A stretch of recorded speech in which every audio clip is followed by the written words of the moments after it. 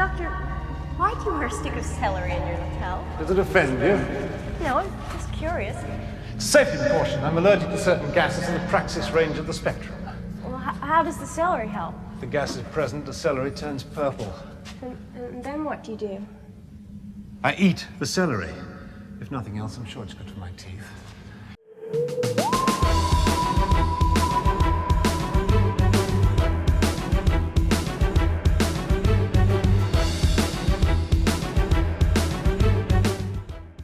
Hello and welcome to Who Watches Who, a Doctor Who podcast with me, Matthew, and as always, I am joined with...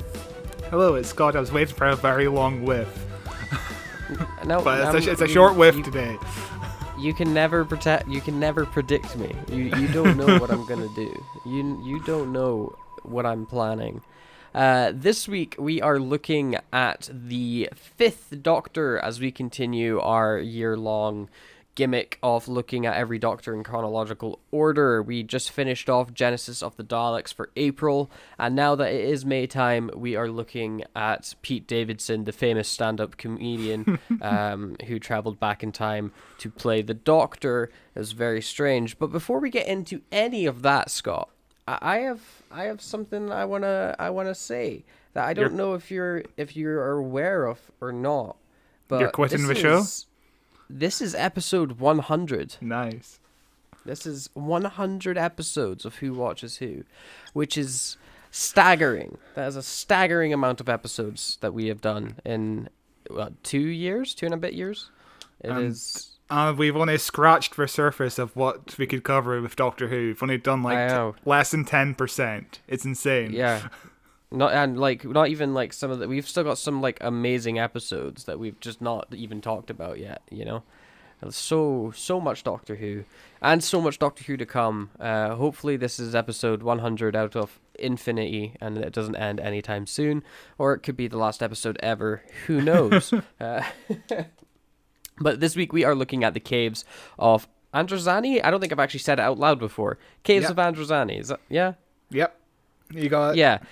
And this episode first aired on the 8th of March, 1984, which was exactly 9 years since Genesis of the Daleks. So some of the information I've got, it's not as... I don't have as much information as I did, as I would normally have. It took 100 episodes for us to get an episode that aired on the same day as a previous episode, or at least a recent previous episode, so that all the information didn't seem brand new again because I had forgotten it. So I was reading through the websites that I get all this information from, and I was like, this all sounds so familiar. But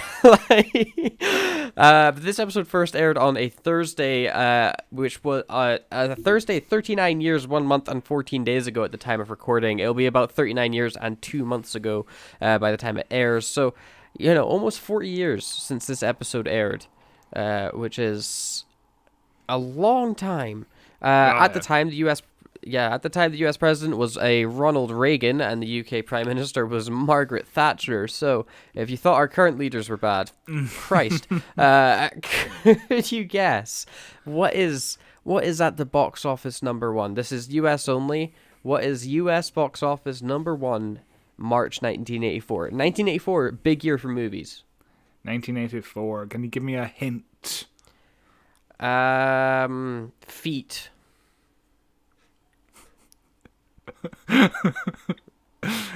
Quentin Tarantino film. No, he wasn't making movies in 1984. Feet. Dirty Dancing? Oh, you're so close. Footloose. Yes, it is Footloose. I can't say that title apparently. Which is number one in March. Later on this year, we'll have such films like Ghostbusters and stuff come in number one. But now it is Footloose. God, I love Stuff. Ghostbusters and Stuff. Stuff is my favorite movie of all time. Good. Stuff is a classic. It is a classic. And I'm amazed it's not been remade yet. But how could you remake a masterpiece? To be fair. I've never seen Footloose. Have you? I know enough about the movie, but it feels like I've seen Footloose. Yeah, that's basically where I'm at with it as well. I've just kind of absorbed it through osmosis. Yeah. Literally, right? Nothing happened on this day. It was a dead day in news. At least nothing noteworthy that to be passed on continued.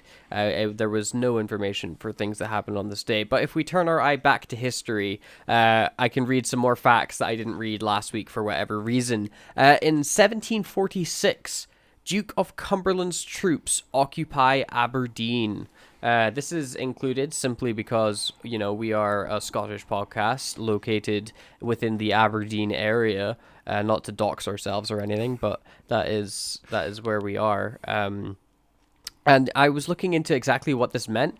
This was during one of the many Scottish versus English wars, where the Scots had taken down a lot of England, and England was pushing back, and they managed to push all the way back up into Aberdeen, and they occupied Aberdeen for a little minute. Gross. Which was interesting. There's like the Aberdeen City Council has got like a whole website dedicated to this occupation, which was very interesting. I didn't have time to dive into it too much, but it was worth a read if you're interested in Aberdeen history for whatever reason. In 1817, the New York Stock Exchange is founded, which was cool. And in 1934, Edwin Hubble, famous for being a telescope, took a photo that showed there was as many galaxies in the Milky Way as there are stars. I'm going to say that sentence again because what I said makes no sense. Edwin Hubble, who was famous for being named after a telescope, took a photo to show that there are as many galaxies in the universe as the Milky Way has stars. That's how that sentence is supposed to read. I'm tired. In 1990, New York City's Zodiac Killer shoots his first victim, Mario Screro. That doesn't sound right. New York City's Zodiac Killer in 1990. What is going on there?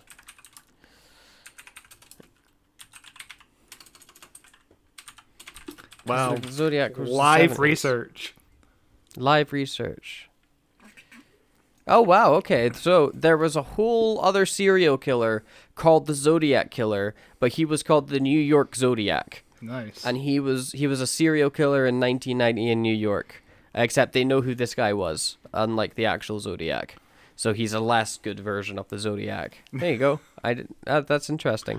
And then in 2013, North Korea terminates all the peace pacts it has with South Korea, and everything was super cool, and everyone's been really chilled since then. But that is all I've got for the On This Day segment. If you want to, for whatever reason, know even more facts that happened on the 8th of March, go back and listen to Genesis of the Daleks, because I will tell you all sorts of things that happened on the 8th of March back then as well. It was I feel like you just read all of it all over again, because most of those sound familiar. I don't remember which ones I read last time. I was like, I'll just pick a few and hope for the best. If only there was a way you could go back and listen to what you said last time. I already have to listen to myself say these things, research these things, then edit myself doing it. I'm not going back and listening to it when I don't have to. Maybe there was somebody that didn't listen to Genesis but loves Caves of Androzani, and now they've known a fact, they've learned a new thing. But anyway, why don't you take us into the writer's corner for this episode, Scott? Yeah, but all year we've been doing some of the best Doctor Who episodes with each Doctor, and obviously this year, why did I pick Caves of Androzani? It was voted the best serial of all time in 2003 for Doctor Who magazine, as well as in 2009. In 2014, it actually dropped to the 4th best of all time. Do you want to guess what the top 3 stories were in 2014? Is this all of Doctor Who or just Classic Who? All of Doctor Who. Christ. Okay, so 2014, top 3 stories. Okay. The painter man, what's it? Vincent van Gogh. No. Is that one of them? No? Okay, well, it's already a wrong list. But we do have an 11th Doctor story as number 1. Oh, Christ. God, I don't remember. I'm going to have to pull up BBC iPlayer because I don't remember the titles of any episodes. Because I would be amazed if there's a lot of Classic Who up there in 2014. Because 2014, Doctor Who's still pretty popular. and I feel like Modern Who would be filling that list a lot. Okay, so if we look at Eccleston's episodes, I doubt any of those are in the top 3. Maybe Dalek, but I wouldn't put much money on that. We're looking to dump into David Tennant. What's a very popular David Tennant episode? Blink? Yeah, Blink is number 2. Oh, I see. I'm using my brain. I'm getting there. Right. Okay. I feel like David Tennant might have more than one episode in that top 3. Technically. Oh, okay. Technically more than one episode. Is the 2014 the 50th anniversary? 2013 was the 50th anniversary. Yeah, so I know. So already the happened. anniversary. Yeah, so Day of the Doctor, is that included? Yeah, Day of the Doctor is number 1, which I guess would be Oh, wow. recency bias. Because definitely. That's definitely recency bias. Yeah. That episode is excellent, but it's not that good. I don't think it's the best episode ever. No. Okay, so that's number 1, number 2. Number 3 is a very classic episode. So was Matt Smith the 50th anniversary episode? Yes.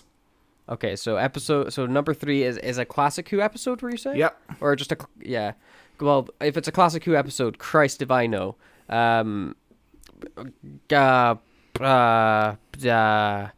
Let's think. Genesis of the Daleks. Yep, correct. Yes. I was like, this is a trick question. I got it. This is a trick. He's playing a trick on me. I know this.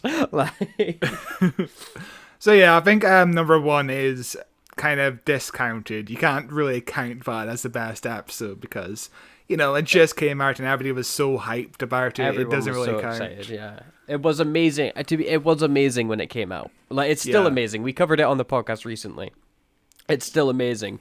But I remember that hype in 2013 for the 50th anniversary. I had never been so excited for something in my life. And Blink and Genesis of the Daleks we've covered as well. We both love those episodes. And Caves of Androzani being number 4 isn't bad at all.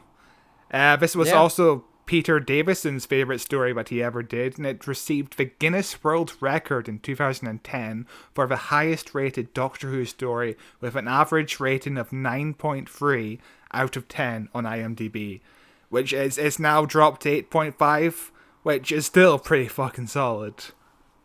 Yeah, that's a pretty solid, especially for Classic Who, where I think most of it should sit around like a 2 or a 3 out of 10. But yeah, the thumbnail for this week's episode, if you actually did your job correctly, should be Peter Davison holding up his certificate, the Guinness World Record certificate, and he's holding up his middle fingers as well. He is. What a rude guy. What a rude guy. So this episode was written by Robert Holmes and directed by Graham Harper. We discussed Robert Holmes just recently. We did our Terror of the Autons episode, and we discussed Graham Harper in Turn Left. He's the only director who ever did Classic Who and Modern Who. And I think from the direction of this episode, I think you can see why Russell T Davies wanted him to do Modern Who, because he has such an eye for where the camera should be. Yeah, there's some amazing shots in this story for sure.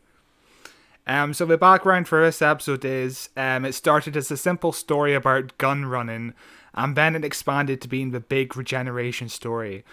Robert Holmes had taken a big long gap from Doctor Who at this point, but couldn't resist the idea of writing the death of the Doctor, which was offered to him. He had 2 reasons for accepting the script. Firstly, because he hadn't written for Peter Davison. Secondly, because there was already some built-in drama when you're doing a regeneration story, There's already just an anticipation of, tension going into regeneration. Yeah, there is for sure a lot of tension when it comes into... I'm always... Whenever the Doctor's regenerating, I'm always, giddy with nervous energy, where I'm like, oh, Christ, how's it going to happen this time, It's... which was interesting for me watching this, because for whatever reason... I had no idea this was a regeneration story. Oh, wow. I had no idea this was a regeneration story until the doctor said the line of "Is this death?" and I went, "Wait, I've seen this scene." When I went and I watched all the Doctor regenerates when I was a kid. Oh my god, what? Like, this is this episode? How did I not know that? So it came as a complete shock to me that this was the episode where the Doctor regenerated. And because I watched all 4 episodes. I binged all 4 in one sitting, so I never saw the thumbnail of the next episode, which has got Colin Baker as the Doctor. So I completely avoided spoilers. Oh, wow. That's impressive. So it was a complete surprise to me. I got to experience it like I was watching it in 1984. So yeah, this was Graham Harper's first ever episode, the first time he directed an episode. He worked with John Nathan Turner before because he was an assistant floor manager, while John Nathan Turner was a floor assistant on the third Doctor story, Colony in Space, and they obviously climbed the ranks in Doctor Who. He returned to New Who. He directed 12 Russell T Davies episodes, specifically, what's his name? David Tennant episodes. There you go. He also did Time Crash, which was the comic relief short where the 10th Doctor and the 5th Doctor met. Which is kind of funny. He's only directed 2 Doctors, and they happen to be the 2 Doctors in a family. Yeah. Yeah, the 2 Doctors that end up being related by marriage. Like, God, it's a small world, the TV industry, isn't it? And he directed 6 Sarah Jane Adventures episodes, which I've been watching through series 2 of Sarah Jane Adventures, and I just happened to hit on one of his episodes today, which came out of a surprise. I didn't realize I was already on one of his episodes, so a bit of a coincidence. Yeah. He said that Douglas Camfield was a huge inspiration to him and taught Graham a lot. Harper was a production assistant on Warriors Gate in 1980, and in this story there was a lot of production delays, which meant that Harper had to unofficially co-direct the story with the director. And Barry Letts and John Nathan Turner immediately endorsed Harper into the BBC's director's course. John Nathan Turner asked Harper to come see him when he became a director and handed him the script to Androzani like a few years later. So yeah, he was with Doctor Who for such a long time as like a floor manager, and now he's a director. And it would be lovely to see him come back for another 15th Doctor story at some point, but I think he's a bit old now, so I'm not sure if he's gonna... Yeah, but you could maybe... I think it would be... What I would really like, right? And I don't know if this is particularly the director to get it, but this is just an idea I've had right now, is to have an episode, like a gimmick episode of New Who, that is shot and presented the exact same way as Classic Who would be, you know? So you do it in this like old school sets with these, everything's a wide take, you do it all in one, and you know, you get a Classic Who director to come in and bring it to give it that air of legitimacy, you know? I think that could be a lot of fun. An episode where maybe they're trapped in like a TV studio or something. Yeah, just make it really weird. So Peter Davison was a big fan of Graham Harper, and this is what he had to say about him. I felt happier with my last year and happiest with my last story. Very good director, but the most unlikely good director you'll ever meet, actually. For the first 3 days, I thought, what is this guy doing? If you've ever met Graham Harper, you know he's some kind of human dynamo. He was darting all over the set saying, I can do this from here, I can do this from here. And I thought, oh my god, this is just going to be terrible. But of course it was great, but I have no particular preference for the director. People like Graham are great because they're enthusiastic and we're going to do this the best way we can. And he was always excited by it, which kind of spurred us on. Someone like Peter Moffat I love too, but because as well as keeping an eye on you, he allows you to do what you want. So basically, Graham Harper was very hands-on. He would stand around the studio explaining what he wanted for each person in the cast and crew to be doing. A lot of classic Doctor Who directors would just basically stay in the gallery and give orders to the production manager, which would lead to things being lost in translation, but he wanted to be on the set at all times, basically. Yeah, that's being in the gallery is such a, like, TV, like you're shooting a game show way of directing, not like a TV show. It's such an old, weird way of doing it. Yeah. Because you and I have had some experience of doing at college, some experience of doing television inside of a gallery and a multicam setup. Yes. And it's hard to convey orders. Like, you have to have a floor manager and you have to give them orders, and it's like, I want you to cut to camera 1, camera 2, and it's like, it's a very weird way of doing things, especially for Doctor Who. Yeah, it is. I couldn't imagine trying to shoot an actual TV show like that. You know, like a single cam TV show is way easier to shoot because you can take your time, be like, okay, this is exactly what we're doing. Let's make sure we get this right. Let's make sure the shot is right. When you're doing it in a multicam setup and you're in the studio box, you have so many things to focus on because you have to, you know, live cut. You have to make sure the lights are working. You have to make sure everyone knows what they're doing. There's not a breakdown in communication. It's so much more stressful. But I guess it is quicker than doing it single cam. Yeah, that's probably how they should have shot a lot of those CW shows. You know, a lot of the Arrowverse CW shows just have characters standing around in corridors having conversations with each other, and it's like, you could shoot a lot of this multicam, I think, because they have to shoot like 23 episodes a year, which is insane. Yeah, there's too many. There's too many episodes. For sure, so shows. Graham Harper wanted this story to be played straight, even though there were moments of black comedy. He allowed the actors to know and develop their characters, which is very interesting because I gather that's more of an American thing, to let the actors basically have say over how they portray the characters. Do you know if it's an American thing? It's not something I've ever considered before, but I mean, like, you know, British shows don't really go on for long, and you know, they're very like the way that we write shows in the UK is it's usually one dude, or I mean, let's be fair, it's usually one dude. I was gonna say or one person, but it's in history it's usually been one dude that writes the show, and that he's got like complete say over everything. Whereas you look over into America, they have writers' rooms full of like 12 people all writing one episode, and one person gets the credit for it. They like came up with the idea or something, you know. So I just think, you know, their way of presenting something is always way more communal and communicative, where it's like, you know, let's work as a team to try and tell this story. And so it makes more sense that they would involve the actors in character development and stuff like that, because they're like, hey, you're playing this role as well. Let's get in. You know, what do you think about it? What do you think about all the stuff that Gary came up with, you know, when we were in that room all drinking coffee together? Whereas like British show is like, we've got 6 episodes. I wrote them all last night and we're filming tomorrow. Like, It reminds me of a story Bob Odenkirk once told about how when he was on the set of Fargo season 1, he walked up to Martin Freeman and was like, hey, do you want to hang out sometime and work on our characters together? And Martin Freeman was basically like, fuck you, I'm Martin Freeman, I know what I'm doing with my character. which is kind of like a British mentality of being like, I'm going to go over here and work. I don't need to work on my character because all I have to do is just act. Whereas as you said, the Americans are more communal. It's a community experience, because I don't know what the difference is between the American actor's mindset. But it's like when Brian Cox talks about method acting, he's like, I just fucking act. You don't need to method act.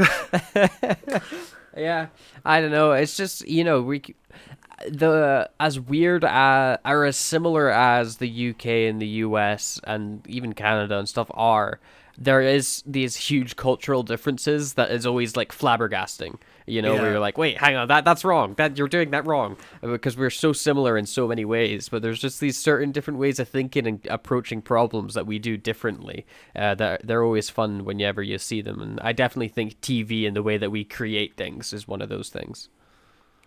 So yeah, obviously this was Peter's big leaving episode, and rumours circulated that a woman was about to play the role of the Doctor in the newspapers at the time, which of course would never fucking happen. If that happened, I would have to commit crimes. And I would have to commit lots of crimes if that happened. John Nathan Turner actually wanted Davison's to stay on for another year, because I imagine fucking trying to find another actor for your show is stressful as hell. Yeah. The Daily Mail said John Nathan Turner wanted an older Doctor because viewers didn't like the younger Doctor. They said the ratings went from 20 million at its highest and was now at 8.5 million, which doesn't make any sense because the highest rated episode had 16 million viewers. So the Daily Mail not telling the truth, that doesn't sound right. And the whole reason why that episode only had 16 million viewers was because ITV was off the air due to strikes that week. So 16 million wasn't a normal viewership for Doctor Who. Yeah. Who knows what they were trying to even say. It's also strange that the younger Doctor was perceived as less popular when the show came back. We had the opposite problem, where the older Doctor became perceived as the less popular one because he wasn't young and sexy. How times change. I know, it's very strange. The Sun, on the other hand, said that Peter, the sexiest Doctor to date, denied the decision to move on was the result of a backstage bust-up. And they said that John Nathan Turner was looking for an older actor, a more eccentric Doctor, and he wasn't ruling out the choice of a lady Doctor. Basically, when John Nathan Turner was asked if he wanted a female Doctor, John Nathan Turner was just like, he kind of shrugged his shoulders. He didn't really give an answer. But I still think it would have been. I think it would have been really interesting to see a female Doctor in Classic Who, and I also think it would have done so much to kind of negate all of the goddamn online discourse around Jodie's Doctor. Yeah. When she came in, because now it's like, oh, I can't believe they're doing a woman Doctor. It's like they've been talking about doing a woman Doctor for 40 goddamn years. Well, this is not new. I remember when David Tennant was regenerating, the rumor was, oh, it might be a woman, and then when Matt Smith was regenerating, it was, oh, it might be a woman. It was inevitable that it was going to happen at some point. Yeah. Like I think Sidney Newman in 1983 said, if the show was to get lower viewers, maybe we could do a gimmick of casting a female Doctor to get more viewers in, but I think it's fine at the moment. So even Sidney Newman, the guy who created Doctor Who essentially, was on board with a female Doctor, but only if the viewers were low, which is interesting. Yeah. But yeah, I can't imagine classic Doctor Who writing a strong female Doctor, because if you think about the episodes we covered this year, strong female characters. Yeah, in the first story we did of the year was the Time Meddler, and the female representation was a bit limited that episode, where basically most of the female cast gets raped.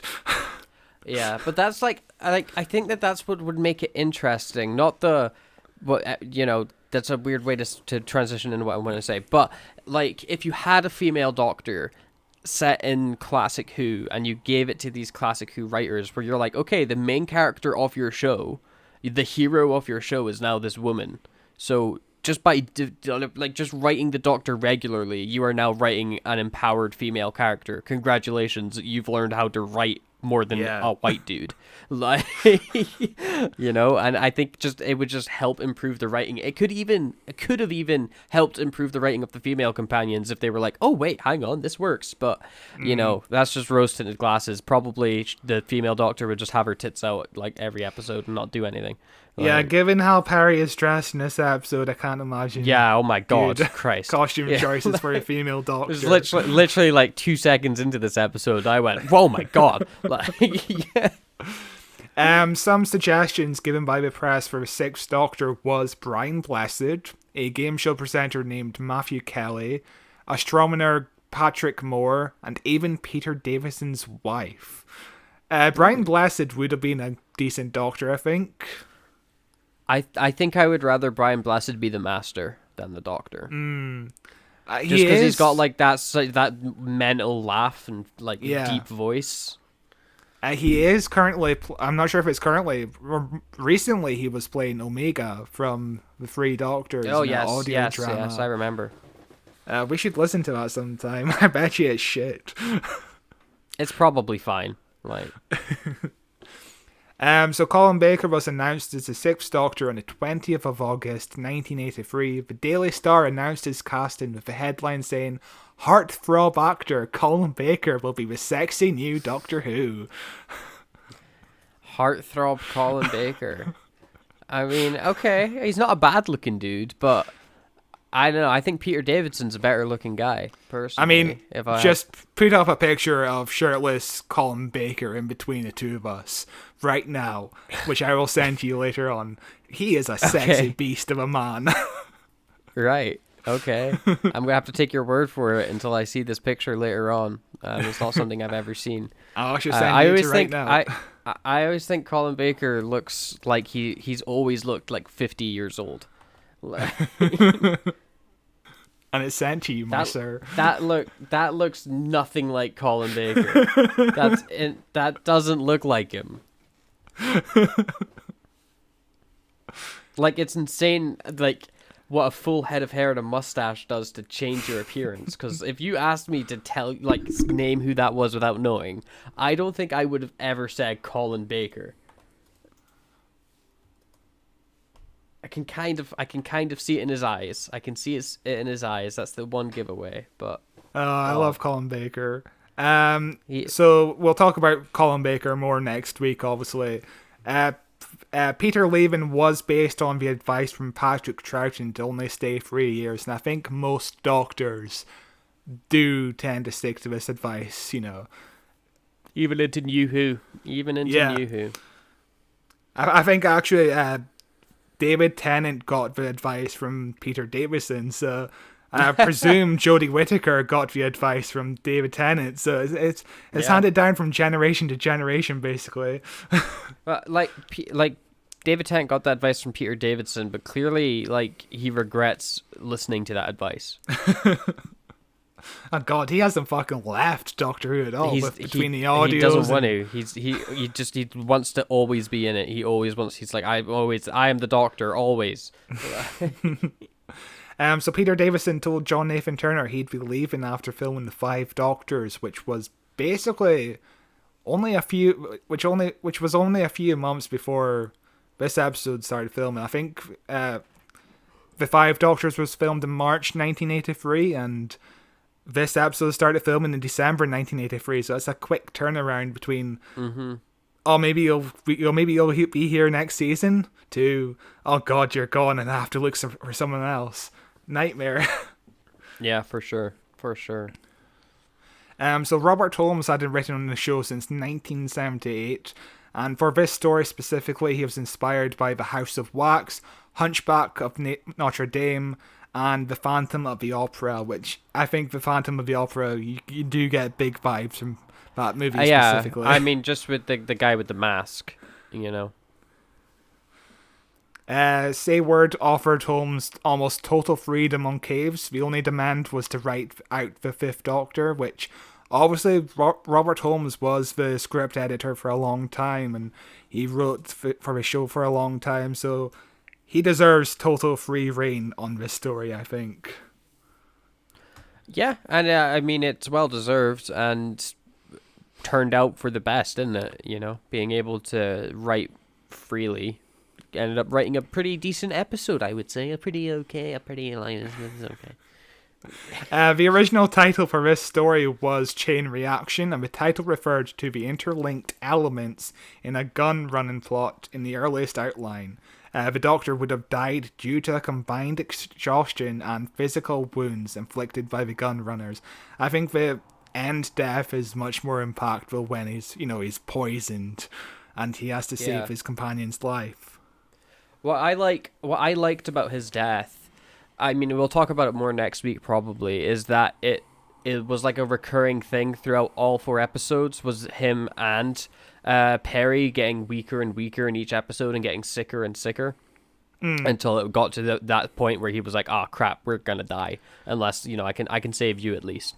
I thought that was very, very good. I was like, "Oh, this was like foreshadowed and set out. Like you had a plan. You knew what you were doing with this. The Doctor didn't just be like, "Oh my, I'm dead." Like, you know? Yeah, it feels like this was the first time the death was properly foreshadowed. I mean, there was Logopolis where the Watcher watched over the Doctor the entire time, but you didn't really get a sense that was based on his regeneration. Here, it's more foreshadowed. So the Doctor's wife was also apparently a code name for the episode, which is interesting because, like, how many years later, almost 30 years later, we got an episode called The Doctor's Wife. Yeah. This was because John Nathan Turner was convinced a fan mole was leaking details about the show, and he was proven right when a fan magazine printed the title would be The Doctor's Wife. So, just planting some misinformation, which is apparently what Russell T Davies is currently doing. I'm not sure which bits of news are misinformation or not. That dastardly man. But are you ready to dive into the Caves of Androzani? Indeed I am. Let us look at the Caves of Androzani, Part 1. Couldn't we have a chair? It's been rather a strenuous day. You will stand there until I've finished with you. And when you address me, you will call me Sir. May I ask who you are, sir? I am General Chellack, commander of all federal forces on this planet. Well done, sir. I suppose you started in the ranks. Under emergency regulations, anyone caught supplying arms to the android rebels faces summary execution. But we weren't supplying arms. We were... Well, we just found them. Sir? Sir. If you cooperate, I'm prepared to extend clemency. If you don't cooperate, you'll be shot. Is that clear? Couldn't put it more plainly. Exactly how do we cooperate? Sir. Thank you. Do not provoke me. Sorry? I want to know your names and the names of your Confederates. I want full details of all armaments deliveries, where and how they are brought in, who supplies them back on Major, and what your communication arrangements are with Shara's Jack. Well, I'm generally known as the Doctor. My young friend here is known as Perry. That is Purple Gilliam Brown. Don't waste my time. You know, if we could just sit down and talk about this little misunderstanding in a civilized manner. My young friend here has been complaining of pains in her legs. You can see for yourself she's suffering from some sort of urticaria. Silence! Come to that, I don't feel too well myself. The episode begins, as all episodes of Classic Who begin, in space with the intro, as we get, a pretty fun little theme song, some terrifying images of Peter Davidson's face, and made out of stars to start with, and then it's like a photo that's got like a billion different like photos of his head that expand. It's a weird one. It's a very 1980s sort of like psychedelic-y futurism, though. I kind of like the vibe. But we go from there onto a planet that is pure desert, or I get like, I don't know if it's pure desert, but the part that we're at anyway is a desert, with the Doctor and the TARDIS coming out, and we cut to a very nice wide shot with like painted mountains in the background as the Doctor and Perry step out and are talking to one another, and it's definitely audio recorded from set. This is not dubbed over at all. I don't know why you'd ever suspect that it was dubbed over. That would be crazy. So we were supposed to open up on this episode with a scene set in the TARDIS of the Doctor and Perry looking at Androzani through the TARDIS scanner. The Doctor is basically saying he wanted some sand for some glass blowing, but thought the sand on Androzani would be a bit shit, because I guess you can't get glass out of it or something. This was actually cut because of the strikes at the BBC at the time, meaning there was a lot of delays in this episode. They started shooting this episode in December, and a lot of delays meant they had to wrap it up in January. July would be massive. Yeah, January. So because we didn't have enough. Because they didn't have enough time in March. And the episode airs in March. They didn't finish shooting it till July. They come out with the extended edition on Blu-ray.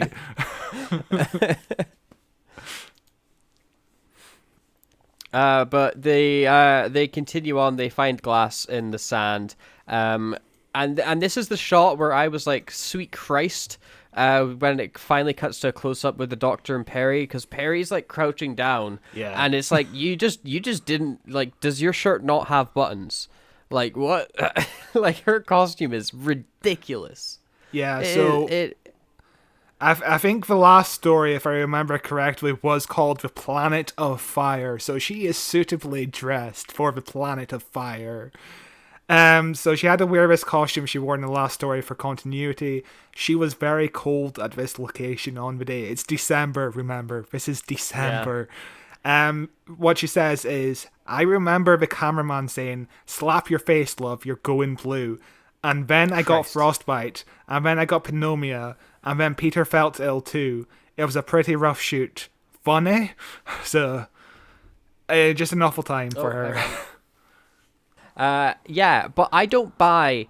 I do not buy that they needed to keep the same costumes on for continuity sake, because this is John Nathan Turner we're talking about. John Nathan Turner wanted a costume, but a companion could wear for every single episode. So, but yeah, like they're cartoon characters. Yeah. But like, does this like, you know, this episode doesn't start with them running away from the last episode or surviving a cliffhanger. This is just them. They just arrived on this planet.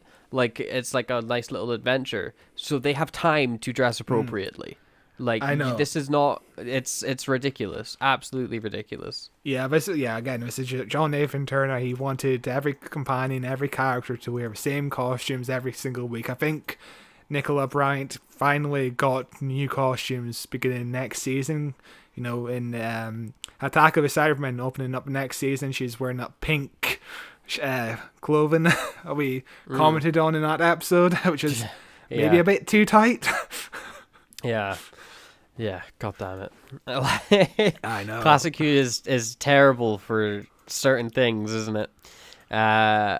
But the Doctor and that, they discover a trail that's leading into some caves, and Perry's like, I kind of want to go like back to the TARDIS. This planet sucks. And the Doctor's like, nah, I want to look at glass. Glass is exciting. And they go into these caves, where we cut to some they go into the caves, but Peter, the Doctor basically points out, yo, this is actually blowholes, and we're on Androzani Minor. So this episode should be called The Blowholes of Androzani Minor instead of The Caves of Androzani. Yeah, because you're right. It's not an accurate title at all, because they're not on Androzani and they're not in caves. But we cut to some miners, as in the occupation, not the age, as they're like scanning or documenting their surroundings and stuff like that, until suddenly they get attacked by a dragon. Big dragon comes in and it's like rah, and kills them, and it's ridiculous. It's honestly the most jarring and ridiculous thing in this entire story. The fact that there's a goddamn dragon in these caves. It plays into so little as well. Yeah, so the thing about this dragon is the costume was finished at the very last minute, meaning that the guy inside of the costume didn't get time to move around or practice with it, so he's blind as a bat. The costume itself isn't that impressive, it's a bit shit, and basically Graham Harper has to make a decision of, maybe we try and film as little as possible with this monster because it's not really needed.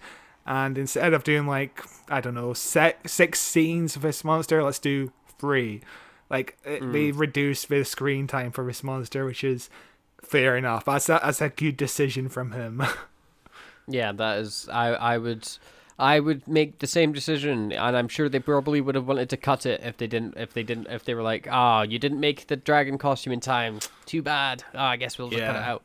Because this very season opens up with Warriors of the Deep, which was the crossover between the Silurians and the Sea Devils, and there's a bit of a shit costume in that, famously a shit costume that was finished at the very last minute. I think that episode was facing recording delays due to the studio needed to be used for Margaret Thatcher's campaign. Yuck. So the costume was a bit shit and was falling apart, and it's when the controller of the BBC was like, okay, maybe I don't want Doctor Who on the air anymore, this is embarrassing. So it's a good call for Graham Harper to be like, let's not film so much of this monster. That's a great call. Off camera, you were discussing the use of the guns in this episode, and Graham Harper didn't want the weapons to be too sci-fi heavy. he wanted to try and keep to the realism that these are human beings. And he said, I wanted to make it a real today event, although it was set in 29th century. And I think that makes it more grounded. Because, you know, if they were just shooting lasers, you kind of tune out a little bit, I think. Yeah. For me, what I liked about them is, you know, whenever Doctor Who shows guns, even if it's regular guns that fire bullets, they always seem a bit crap. Like, the muzzle flash isn't there, or it doesn't work right, or the sound is off, or like there's just something, like the gun model itself looks a bit crap. And these guns don't look great, like the actual physical model of the guns don't look great, but the muzzle flashes on them is huge giant muzzle flashes on them, really loud gunfire noise, like the rattling off. Like, these sound dangerous and they look dangerous. They feel and look like guns on screen.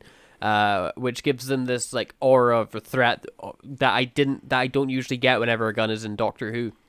And when we get to the cliffhanger where they all get shot in the what's that called when you get lined up and shot? What is that?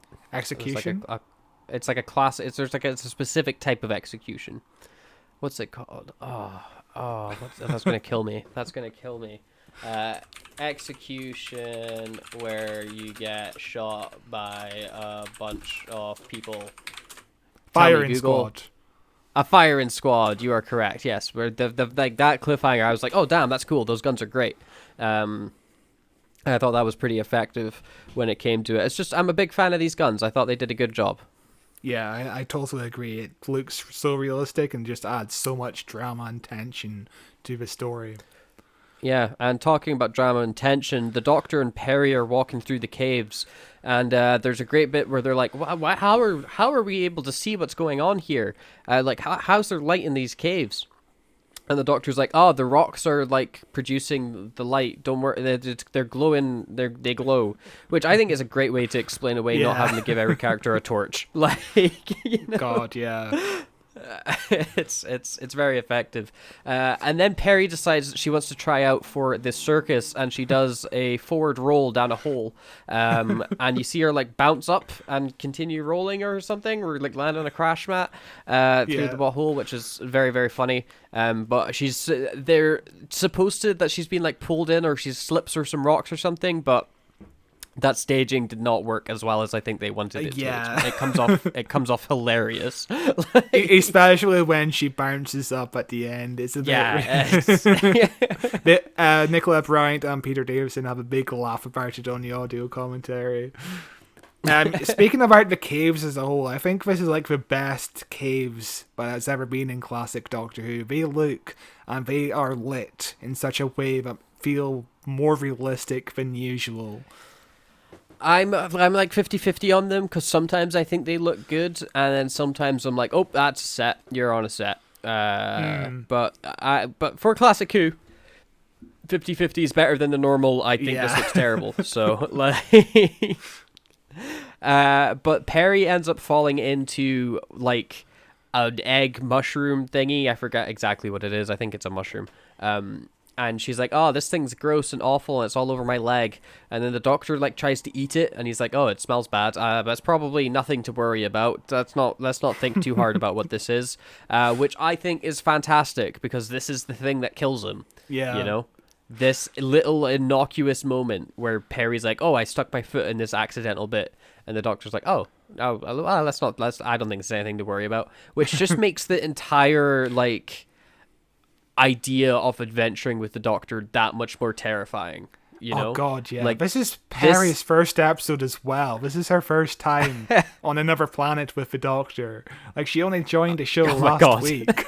What an interesting way to introduce a companion. But yeah, that's such a terrifying, like, you know, you're out with this, like, basically this god who's like, I'll show you all of time and space. We can go anywhere you want. Hey, what's that plant? I'm dead. Yeah. yeah. And that's something I think about all the time. If the Doctor was real and offered me a chance for a trip in the TARDIS, I'd be like, no fucking way, you run into danger every fucking week. Like, why would I join you? I would do it out of curiosity more than anything. You know what they say about curiosity? Curiosity killed the cat. Yeah. Yeah. And it all started in a junkyard. I'm not a cat, so it'll be fine. Are you sure? Yeah, I'm sure. I'll take a cat with me, so I can at least have 9 adventures before I die. But we then also get some amazing Doctor Who lore that I never knew as they're walking through the caves, and Perry's like, "Hey Doctor, why are you wearing that celery on your outfit?" Which is famously the most interesting part in Peter Davidson's extremely boring outfit, because he's just in a cricket uniform, where he's like, "The celery that I'm wearing is because I'm allergic to a certain type of gas in the praxis range of the spectrum," which I'm pretty sure is a sentence that doesn't make sense. And if I come close to that gas, the celery turns purple, and then I can eat it, and it'll either save me or it won't. Which leads to a lot of questions for me. One is, if you're close enough for the celery to change color, aren't you already in the gas? And aren't you aren't you screwed at that point? But yeah, if he's screwed, he can at least eat the celery, is his point at the end of this. Yeah. And 2, is every Doctor allergic to gas in the praxis range of the spectrum, or just Peter Davidson's Doctor? Is that just like a hitch of his regeneration? and if it is, how did he discover this? How did he learn that he was allergic to it? Or has he just got a hunch? So during the 3 years that Peter Davison was on the show, he was always like to Eric Sayward, who was the script editor. He always asked him, "What's the reason for my celery? You need to write me a reason." And, this is his last episode, so he's like, "Can he finally write me a reason for why I wear this celery?" And this is Eric Sayward's contribution. The Praxis spectrum was inspired by Sayward's Praxis 35 typewriters. That's why that sentence doesn't make much sense, because it's all made up, baby. Yeah, perfect, brilliant, superb. But the episode then continues as we meet John Rambo, who's hiding out in the caves with a bunch of other soldiers, and they're like playing dice and whatnot, and they hear the Doctor approaching, and they think it could be what they say, the army, because these are people that are on the run or shipping weapons. I don't remember what these guys are. I think these guys are the weapon smugglers, aren't they? Yeah, they're the gun runners. Yeah, and they meet the Doctor. They see the Doctor coming through, and then they just kind of like don't do anything, and they just kind of duck and hide as the Doctor hears even more people approaching, and then he's like, "Come on, Perry, let's hide." And they just go around to these boxes that are in front of them, and they kind of like squat in front of them, but there's like nothing around or behind them that they are like they're bigger than the boxes as well, and it's hilarious, because there's no way in hell that that was ever going to work as a hiding spot, Yeah, this moment is easily the worst bit of blocking in the entire episode. The blocking as a whole in this story is solid, but yeah, this bit's a bit silly. The guy who's playing Krelper, one of the gun runners, Graham Harper, wanted Michael Craze, who played Ben in the very first Doctor era. We've covered Ben in The 10th Planet. He's the dude in that story, and he wanted Michael Craze to play this Krelper dude. Oh, I don't know if I remember him in The 10th Planet. You're gonna have to refresh my memory. What did he do? He was a Navy boy. He fucking did nothing in this story, so like that's most probably why I don't remember him. That's probably why I don't remember him. But John Nathan Turner didn't want this to happen, because he already cast Barbara Jacqueline Hill to play a villain in a previous Fourth Doctor story, which didn't work out as he wanted it to, even though I think that performance is decent enough. So he didn't want any more classic companions to play major roles in episodes, so that's why that didn't happen. But it's interesting. I would love to see more casting of previous main actors as minor actors. That sounds fun. Yeah. It would be a bit of fun for sure. But we then cut to, I think, some of the stuff that I find the most boring in this episode, which is Man with Map. As he's like army man with map talking with his guy. and he's like, we're doing well. We've just captured 2 gun runners, and everything's going super great. We're so cool. That stuff, I'm like, I like the scene that comes after with those guys. I don't like this introductory scene. I think it drags on a tiny bit too long, if I'm being extra nitpicky about the episode. But it's an innocuous scene that introduces us to actually 2 characters that are, well, a character that's more important than you would expect later on in the story, for sure.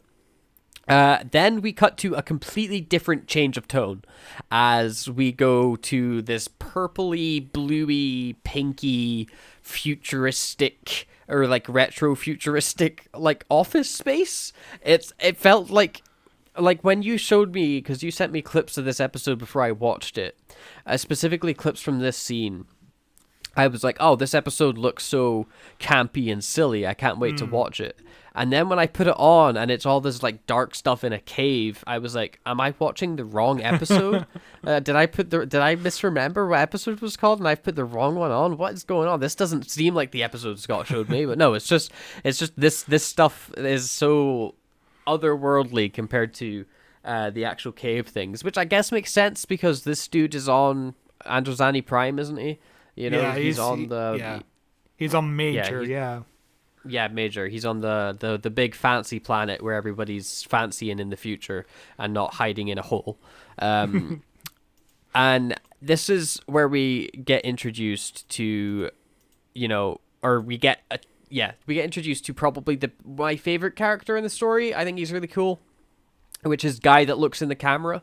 Whenever he looks like he like talks, and then somebody will leave the room and he'll just turn and stare into the lens of the camera and give his thoughts on the current situation.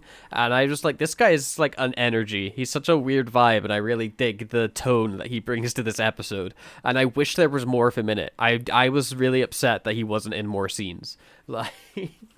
Well, I need to look his name up because I forgot. I'm not good with names in classic Doctor Who. I'm terrible at remembering names. This is Morgus. And how did you not remember that? How could you not remember that name? He is a lot of fun in this episode. The theatrical side to the audience was not in the script. This was done due to a misunderstanding between the director and the floor manager. He said one thing and she said another, basically. So he just turns to the camera occasionally to kind of provide information to the audience that feel like they don't need to be said aloud. So it feels more cinematic that way. It feels... So basically everyone on set said it was a brilliant idea and it just stuck. Like, when he needs to deliver some information that are basically thoughts in his head, he just turns to the camera, which makes it more convincing than if he just said the things aloud. Sometimes he's having conversations with himself. Yeah, it's a very unique way of getting this character's thoughts out, where he's like, this is how I'm feeling in this situation and this is what's going, and it does get around the why is this person talking to themselves in an empty room problem that so many things run into. But it falls into kind of lazy writing of telling and not showing. Like, you're just telling us that he thinks these people are spineless cretins. You're not showing us that he thinks this.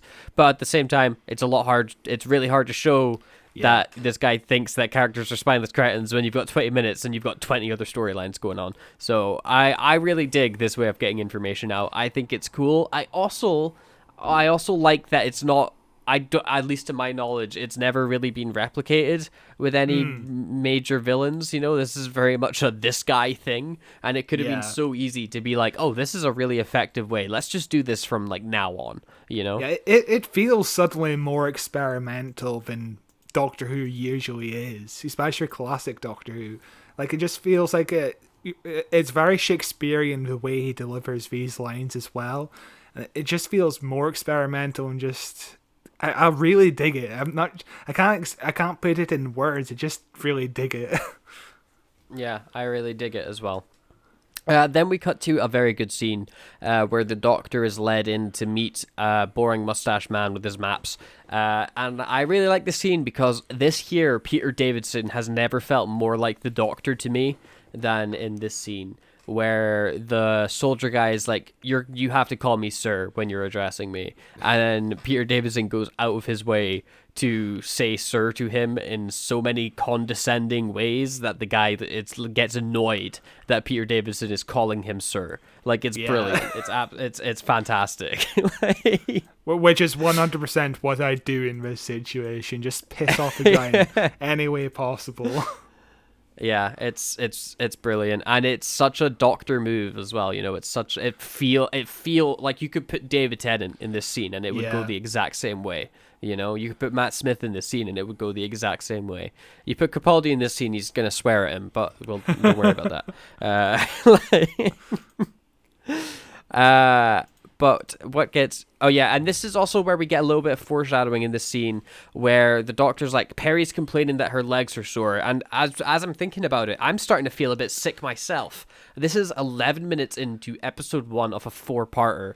That's incredible goddamn foreshadowing to his death. Yes. You know, where he's like, oh, I'm starting to feel ill, and you don't even think about it. You're like, oh, yeah, whatever, that's just, like, you know, nothing to worry about yet. But that's just going to keep coming back every now and then throughout the episodes where he's like, oh, this is getting worse, this is getting bad, what's going on? And then, oh, it's too late. Like, it's brilliant. It's a fantastic bit of writing. Really, really like it. Also, the pacing, we're 10 minutes into this episode, and the pacing has been incredible so far. It's moving along really quickly compared to a lot of classic Doctor Who.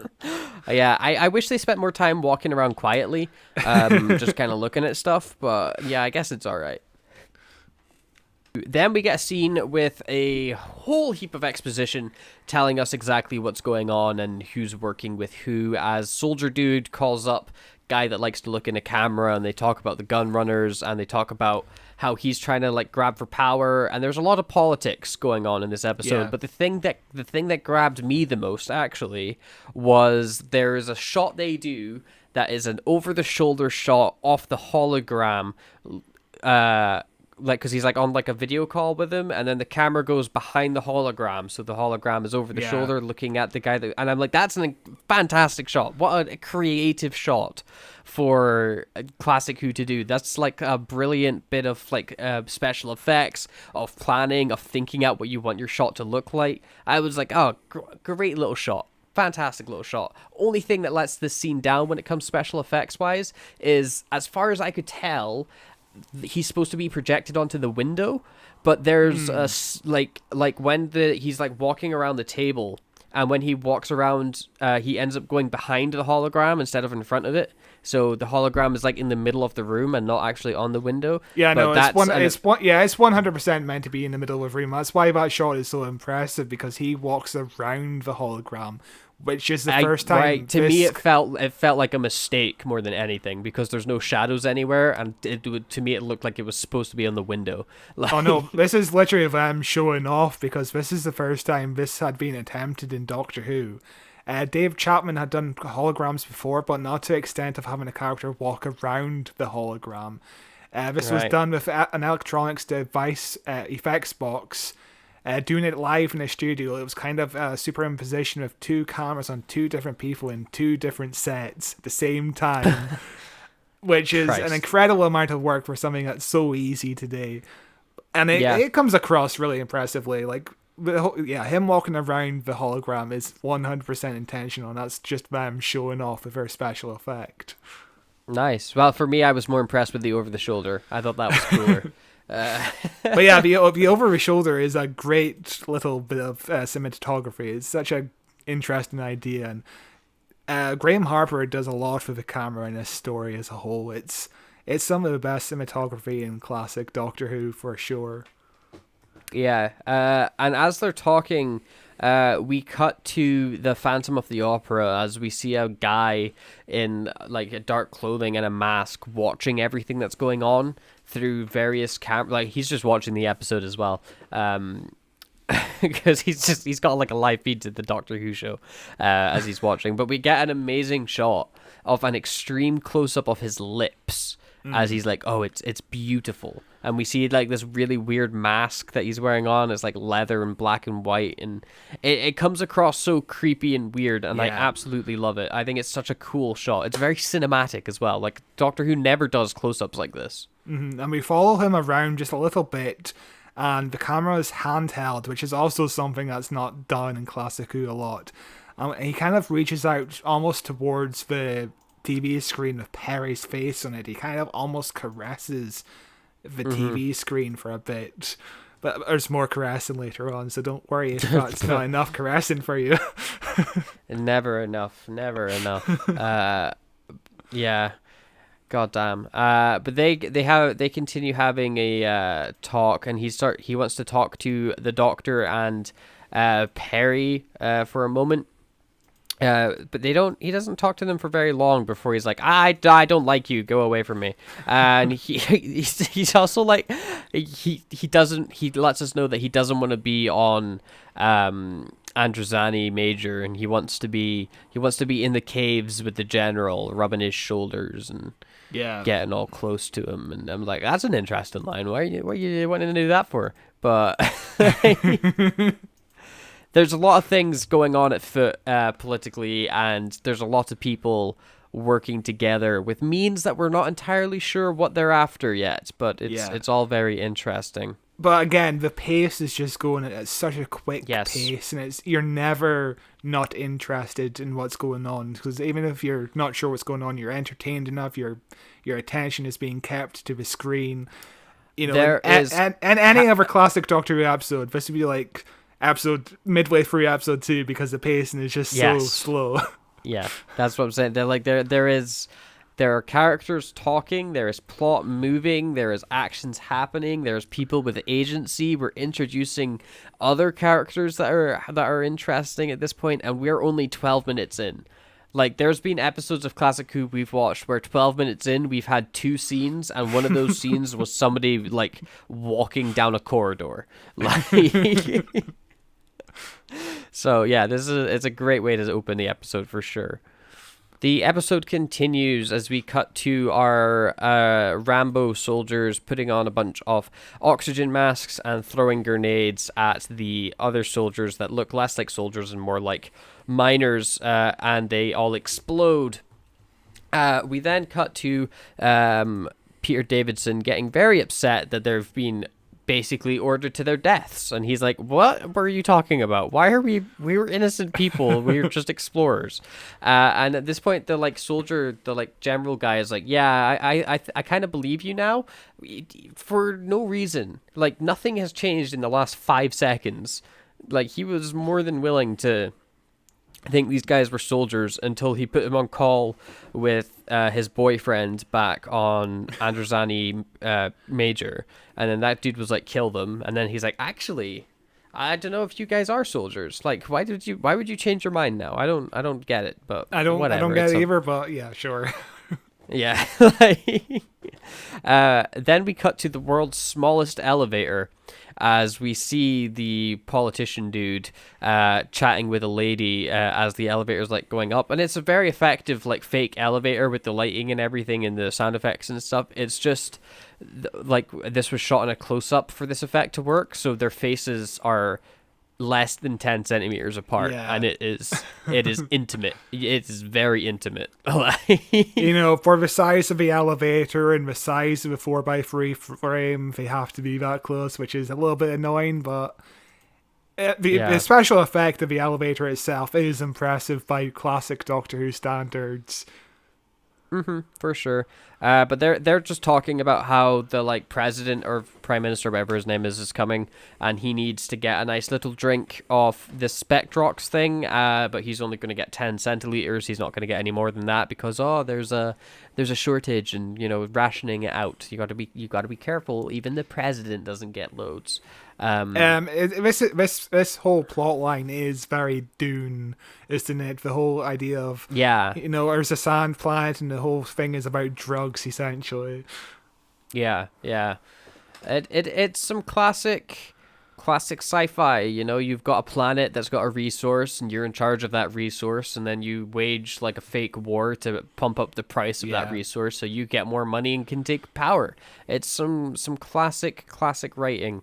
I'm glad that nothing like that could ever happen in real life. People wouldn't start wars over resources or Oh, yeah. fake wars yeah. to control resources in real life, would they? They would only go to war for legitimate reasons. There's weapons of mass destruction. Doctor Who has never done anything political until before Jodie Whittaker became the Doctor, Exactly, yeah. That's the only... Then politics came into it, and there's never been politics before. Then we cut to the general guy discovering all his men have been killed, and he's very upset about that. As we cut to the Doctor and Perry in their cell, and Perry's understandably a bit upset that her first adventure with the Doctor is going to end with her being executed. Probably is one of the unluckiest first adventures you could have with the Doctor. Oh God, yes. Like when you're with the Doctor and you're promised like to explore the entire galaxy, and your first adventure is locked up in a cell, being executed while you're slowly dying of poison. Your first adventure, I still can't get over that. Your first adventure with the Doctor, he dies. He just dies, and he turns into a different dude. That's like you could do. Oh God, I really like the idea of Colin Baker's Doctor, because he is this like psychopath Doctor that's like an asshole, and like Perry gets like, lulled into this to go on this adventure with this charismatic, charming cricket guy, and then he dies and turns into a different dude. Yeah, like dude. that's an amazing concept. That's such a great concept. Like, dude, in the next story, because the Doctor is still recovering from the poison, he's gone fucking crazy and thinks that Perry's a spy, and he tries to kill her. He strangles her. Yeah. Like, what a traumatic experience. It's such a shame that like Classic Who just couldn't tackle, or at least the audiences just didn't expect that from Doctor Who, to deal with these sort of character writing, because that's such a juicy character for, especially like for a companion.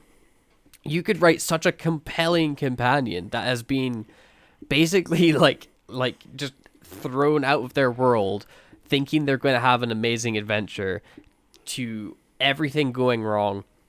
The person that they're with suddenly isn't that person anymore, and they're a different person, and they're terrifying now, and it, like, you could do so many cool things with it. And like we've kind of seen shades of that. Like, as I was talking, I was like, maybe that's kind of like what happened with Clara, where she's like, Matt Smith, I love you so much, Matt Smith. What do you mean you're a Scottish old guy now? I mean, also, the very first episode, Deep Breath, deals with "Am I a good man, Clara?" which never really hits in quite the same way. If Peter Capaldi strangled Clara, maybe it would hit in the same way. That would be an interesting choice.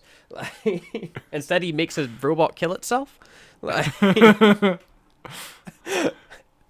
Yeah, but it's just an interesting companion idea. I really like the concept of what Perry's going through right now. Oh God, and the worst hasn't even come. Like, the villain of this episode basically wants to rape her. Yeah, creepy dude.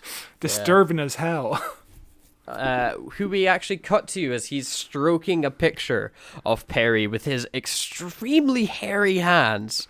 Like, this guy's got like a carpet for hands. It's incredible. It must be fake. It must be prosthetic hair. Like, he there's has no way. monkey hands for sure. I'm not sure if it's fake. Maybe, like, people do have hairy hands, like Robert Williams had hands. I've got like, fairly hairy hands, but I'm ginger, so all my body hair is like pretty like light, so you can't really see it. But like, the only thing that makes me think it's prosthetic is they've changed his skin tone, unless this is the world's grayest skinned man. Like, he is, because his hand is extremely gray, so it could just be that they like painted his hand and then stuck some fake hair on top to make it seem more natural, and they just went completely insane with it. Like, but what's great about this sequence is we're watching Jack prepare the androids for the Doctor and Perry, and as we're watching them, we get some kind of intercut, and there's visual mixing to keep fading in on the same scene, which, we were just talking about how we spent ages with like Sarah Jane in that one episode, Behind the Fear, watching her walk through a power plant. And this is a Yes. scene that's cut down considerably. Visual mixing wasn't done in Classic Who before this point. John Nathan Turner told Harper that mixing isn't normally done in Doctor Who, which is fast action, because obviously it takes a long time to edit a sequence like this. Harper really thought the script required mixing, because otherwise it would have taken 2 minutes to just watch Jack prepare the androids, which he thought would have killed the tension immediately. So that's why we have intercutting, and it works so well. It does. And another thing that I like, just talking about cinematography for this, is we don't see Jack. We look at his hands doing this the entire time, you know? Like, his face and his body are still askewed. He's still this mysterious dude that we don't know what he's planning, what he's doing. We're just looking at these gross hands, fiddling with stuff, and occasionally cutting to, like, an eyeball or his mouth or something, you know? It's very, very nicely shot. Agreed. Then we cut to the president talking with the politician dude as they have a very natural human conversation that everybody has all the time, where they're talking about exactly what this milky drink is. I forget what it's called. It's got a dumb name. The names and everything in this episode suck. It's like oh god, I said it earlier. I don't remember what it was. Do they say it? Do they say it? I'm just quickly... I have no idea. The milk. They're just going to call it milk. So he's got this milk. And he's like, how much milk do you drink? Do you like drinking milk? And the president's like, God, I love drinking milk because when I drink milk, as you know, it makes me and all of us live up to twice our regular lifespans. So that means I can live even longer. And when I don't drink it, God, I feel old. You would never think that I'm 84 years old? God, I love drinking milk, don't you? And the guy's like, yeah, I also love drinking milk. I would have thought that you were 50 maybe. Gosh, that's so cool. And then they the go milk on, is called Spectrox. Spectrox, yeah, that's a dumb name. Milk is a better name.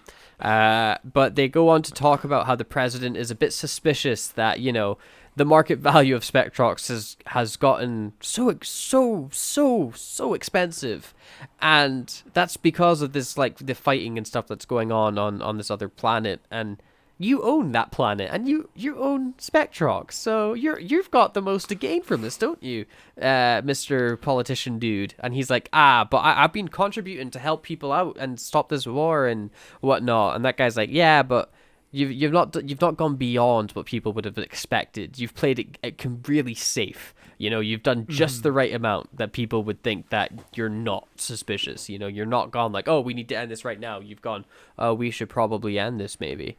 You know, like there's some games afoot. It's some nice bit of like political writing that you don't often get in Doctor Who. It's also shot like a play where everyone's talking at the audience. Yeah. No one's talking at each other. Like. I like it. I like again, it just feels Shakespearean, the whole asides to the camera as well. Just the whole block in general in this episode, apart from what one bit we commented on earlier, looks really good. Some really good shots in this limited space and limited time, you know.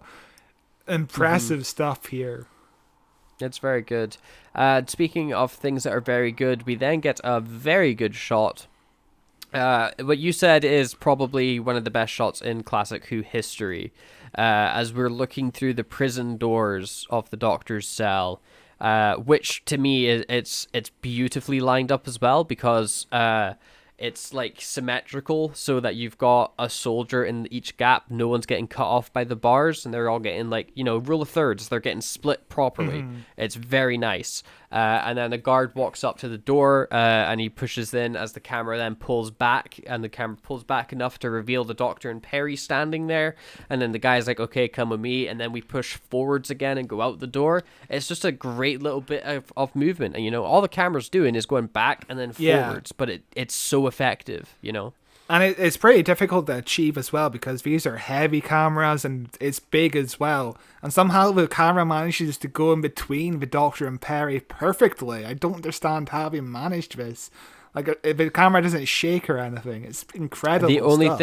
the only thing I could think is if there wasn't enough space, is have the Doctor and Perry stand outwards when the camera is moving towards them, and then quickly step in. Yeah. You know, as the camera approaches. That could be the only thing I could think. But yeah, it is done very, very effectively for sure. Because it's completely flawless, and it's shot so nice. Very, very good. And again, it's just a little bit of cinematic touch that makes us feel so much more modern compared to a lot of classic Who, where it's just a static shot the entire time, where there's no extra flair or flavor into anything. Like, Graham Harper has such an amazing touch throughout this entire story. You can see why he was chosen for modern Who. He's very good. And we then cut to the politician and the president, where the president is like, it's kind of disgraceful that these guys are getting killed in the red cloak, because they're like dressed up in these like red like cloaks, as tradition. And he's like, we've reserved that for soldiers. These guys are just like swine or whatever, which is, he doesn't view whatever the people they're fighting as actual people or as soldiers. He views them as more like terrorists and miscreants than anything else, because he obviously assumes the Doctor and that are terrorists or the opposition. We then cut to their execution scene, where they get like any last rites and the last words said, where the Doctor has this big speech where he's like, we've not had a trial, we've not had anything, this is an abomination, the fact that we're standing here right now, it's like absolutely disgraceful and horrible, and you should all be ashamed of yourselves. And then it goes to Perry, and Perry's like, whatever, just shoot me in the goddamn face. Which is some great energy. It's an amazing energy to have, to just be like, fuck it, just shoot me. Just kill me. End me now. What we skipped over as well is the shot of Jex coming in to save them both. We see like a door opening behind the Doctor and Perry as they peer out of the jail cell window. And there's a figure that steps out into the doorway. We're not 100% sure what's going on here, but it makes it's such a great like in the shadows moment. It's really mysterious. It's really well shot as well. And yeah, that cliffhanger of basically Robert Holmes teasing the audience of, is this the moment when the Doctor dies? Yes, he just gets gunned down by a series of Uzis, and because a close-up. Most Doctor Who cliffhangers would have ended with the Sergeant shouting, "Fire!" But this ends with all the guns firing, which... That's what I liked about it more, because, it's another cliffhanger where the Doctor's about to die, big whoop. But this one, the guns fire. So that means something has to happen after those, like, do those bullets hit them? Does something come in to stop it? What's going on? Like, it's not just like he says fire and then someone runs into the room and goes, no, wait, don't fire. What would normally happen. This is way more actually scary, because you're like, oh crap, what's going on? That is the end of part 1 of the Caves of Androzani. So, Scott, what are you thinking of part 1? Probably one of the best opening... I feel like I've said that of Genesis or something, but probably one of the best opening episodes we've covered. It's really solid, apart from a few things here or there. It's because, the budget wasn't there or whatever, but... as a whole, this is really impressive work for a first-time director on Doctor Who, It's really solid. Yeah, it is really good. A really, really solid first episode. I really liked the story when I first watched it. I think I'm enjoying it more watching it a second time as well. And talking about it and dissecting it. It always adds an extra layer. It either adds a layer where I'm like, yeah, this episode does suck, or I come away liking the episode more. And so far, I'm liking the episode a lot more than I did. I mean, I really liked it the first time, but this time I'm just appreciating it even more. It's a good episode for sure of Classic Who. But without much further ado, let us jump in to part 2. I knew that was going to rhyme before I finished the sentence, and I didn't want it to rhyme, but there was no way I could get around that, so there we go. Nice, good job. I'm proud of you. What's so funny? You're dying. Oh, marvelous sense of humor. Try not to get hysterical. What do you mean we're dying? And Showers Jack thought he had company for life. Cramp is the second stage. First a rash, then spasms. Finally, slow paralysis of the thoracic spinal nerve, and then TDP. TDP? Thermal death point. It's called spectroxtoxemia. I've seen dozens die from it. What's the cure? Oh, there's no cure. Wait till Jack finds out. He's kidding, isn't he? No, I guess not. I'm sorry. I don't suppose you see the funny side of it. What is a spectrox nest? Deposits left by the bat colonies. Raw spectrox contains a chemical similar to mustard nitrogen. It's deadly to humans, so they use the androids to collect the stuff and take it to the refinery. We haven't seen any bats. The androids probably destroyed most of them. They spend a chrysalid stage in the nest. 3-year life cycle. Look, there has to be an antidote to this spectroxtoxemia. I mean, if it's a snake venom effect, there has to be a serum or an antitoxin. There is. It was discovered years ago.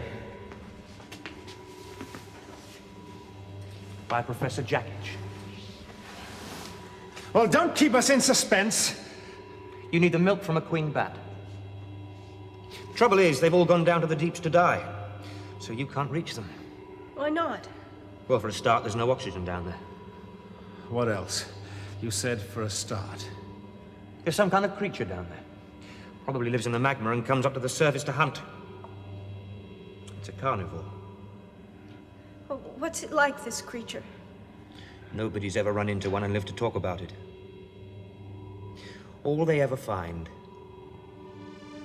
are its table leavings. Episode 2 begins immediately where episode 1 left off, with the execution of the Doctor and Perry. We get to see their last words again and see the guns get lined up and fired, and then we see the bullets hit their bodies and they die. Or, you know, at least that's what we think so far.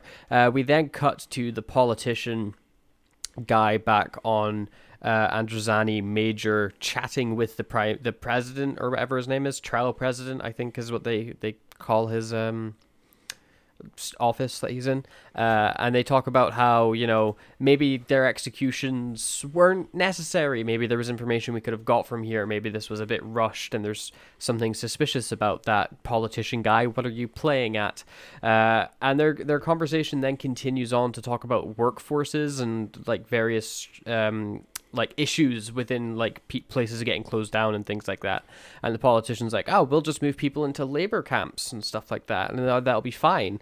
And the president's like, oh, that's a good idea. And then right as he's about to leave, he goes, wait, hang on, don't you own those labor camps? So the people that were working for you, you were paying, are now going to be working for you, and you're not going to pay them.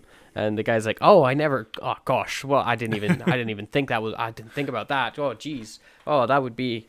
Oh, I guess that's just a lucky coincidence. And the guy's like, yeah, sure, whatever. It's a really fun way to open the episode. And it's really different for Classic Who as well, to open an episode with just politics. Just few people talking about politics. It's interesting. Yeah, most Doctor Who episodes open up with recapping what happened last week for about 20 minutes until the episode ends in a big cliffhanger. That is usually what happens, yeah. But it's another benefit to this story being so well written.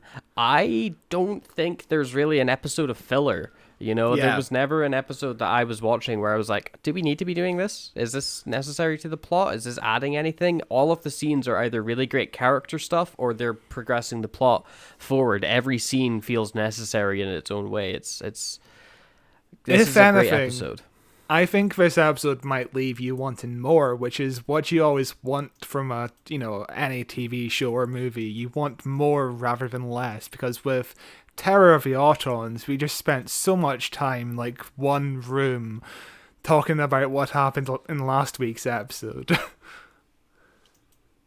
Yeah, God, we did. But then we cut to. And this is an interesting editing choice. We cut to the Doctor and Perry, who are alive, and they're meeting Shazaz Jack is his name? Yep. Yeah, who's like a weird gimp man who's like super horny for Perry all the time and really creepy. And they're like, "Oh, you saved her life. That's pretty cool. Thanks for doing that." And then after that scene, we cut to the reveal that the people that got shot were androids, which is an interesting way of doing it. And, you know, I feel like in any other episode of Classic Who, they would have done the reveal that they were androids at the start of this episode. You know, they would have got shot, and then the guy would have lifted the blankets off them and gone, "Wait a minute, these guys are androids." Then we cut to the Doctor meeting Jack. You know, that would be way more linear and way more telling us, like, A happened, then B happened, then C happened. Whereas this, and you know, it happens again later on in the episode, it's constantly cutting back and forth and fading in between different scenes, and it's way more dynamic and way more, like, it's way more of a modern way of telling a story than it what works. Classic Who normally does. It works because you're asking, wait, how are the Doctor and Perry there? And then you get your answer. Whereas if we were just told before this scene, the scene would have less impact because, you know, it's just a generic scene, really. You'd be less engaged. You would find it way more boring because it is just a linear, boring story. It's not, you know, engaging and leaving you with questions that you have to watch to find the answer to, you know? Charles Jack is played by Christopher Gable. He was actually originally offered the part of Salatine, who is one of his prisoners and also the android man with the general spoilers. But Christopher was more interested in the role of Charles Jack. Graham Harper immediately went to pursue John Nathan Turner to persuade John Nathan Turner that Gable would be perfect for Charles Jack, even though this meant that he had no one for the role of Salatine. And I think this shows that, you know, Graham Harper has great instincts, and if this actor is more interested in this part, maybe it's a perfect fit, you know? Yeah. It's also, I think, a benefit to how interesting Jack is to as a character, that the actor was offered a role where you could see his face, and he went, "No, I want to be in a mask the whole time. I want to play that character that you don't know who he is, and it could be played by almost anybody, because that's a more interesting character, and I feel like I could have, you know, a better portrayal of that character than a character where, like, oh, I get screen time and I get to see my face," which is, it's just a benefit to the writing of how interesting Jack is, because, you know, that's a classic problem when it comes to actors, especially if it's like a helmet or a mask or something like that, where it becomes a negotiation of how can we keep this helmet on you. You know, that's one of the reasons why the Judge Dredd movie from the 1990s sucks so much, and the Dredd movie from like 2008 or something is so good, because Carl Urban didn't want to take his helmet off, because he's like, the character doesn't take his helmet off, it's part of the mystique, you know, we'll keep the helmet on. And Sylvester Stallone was like, "You gotta see my face." Yeah. You know? Which is understandable, because when you're selling a movie starring Sylvester Stallone, you're selling it based on Sylvester Stallone. Carl Urban isn't an actor that everybody knows the name of. Now you could say yes because of The Boys, but this was before The Boys. Yes, this was you know, this was after Lord of the Rings, but even in Lord of the Rings, he's like unrecognizable, you know. Yeah, so speaking of the mask was made of leather. It's strengthened to become a hood and face built into one. It's hinged at the top. Gable describes it as an uncomfortable straitjacket that makes it hard to talk and see. And the white and black markings are actually inspired by African face paintings. And I think he gives a really good performance in this mask. He obviously has to base his performance on his voice and his movements alone. He can't really do facial expressions. And I think he's perfectly cast in this role. Yeah, I think he's really good. He plays a really creepy villain really well. You know, the only thing I was confused about the entire whenever I see him, I'm thinking, because, you know, he's wearing this mask because he's like a burn victim or something, isn't it? Yeah. And like, why when he was designing this, he was like, "I'm gonna wear black leather, like tight black leather, but my mask, I want to paint my mask in this weird pattern." Like, why was he thinking that? Why didn't he just also have like a black mask or make it all white? Or if he's doing a pattern on his mask, why not do it in his suit as well? I'm just curious. It's such an interesting character point that this scientist dude who builds androids was like, I want to have a funky mask. Like, if I have to wear a suit for the rest of my life, the mask better be cool. Like, maybe there's going to be a Big Finish box set about that. That'd be, Big Finish are always looking for new material. I'll write a script and submit it in a competition. So in terms of the overall design, Graham Harper wanted it to be as regal and ballet as possible. Harper wanted someone who was very tall and very elegant with a good voice. And Christopher Gable was actually an ex-ballet dancer, so he fit perfectly in the role. Some of the original actors who were offered the role were David Bowie, Mick Jagger, Oliver Tobias, Tim Curry, and John Hurt and Derek Jacobi were even considered, who of course went on to become the Doctor, the War Doctor, and the War Master, respectively. Yeah, that's really cool. That's a big list of like quite major names as well to play this character. Yeah, this was John Nathan Turner really wanting big names, big gimmick names for his episodes, and David Bowie would have been a huge get. David Bowie would have been interesting. It definitely would work for the character, but I feel like David Bowie would then overshadow the episode. It would no longer be about this cool episode where, there's all this politics and intrigue and Peter Davidson regenerates and whatnot. It would be, it's the episode where David Bowie's wearing tight leather and you can see his dick. And speaking of big names, big musicians especially, John Nathan Turner also considered Roger Daltrey, the lead singer of The Who, as the role of Salatine, which would have been interesting. I'm not as familiar with The Who, so I don't know if his acting style is any good or not. Yeah, I'm only familiar with The Who in name. I don't think I could tell you a single one of their songs. Like, I probably would know their songs if I heard it, but I don't know any of their songs by name. Yeah, I've listened to a fair few of her songs. They're really good band. Instead, the role went to Robert Glenister. He actually played Peter Davison's brother in Sink or Swim, which was a sitcom like 5 years before he got the role of the Doctor. Davison couldn't look him in the eyes because they just break into laughter every single time. And Roger Gloucester would actually then play Thomas Edison in the Nikola Tesla episode. Oh, that's cool. The Jodie episode with Nikola Tesla. Yeah. That's a good episode as well in a bad season. A good episode in a bad season. That's most Doctor Who episodes, to be fair. Most good Doctor Who episodes. Yeah, that's true. The episode continues after we get the reveal that the Doctor and Perry are androids, as we cut back to the Doctor and Perry talking with oh my god, what's his name? Shiraz Check. So the episode continues with the Doctor. Oh my god, what's her name? Companion lady. I was doing so well. Perry.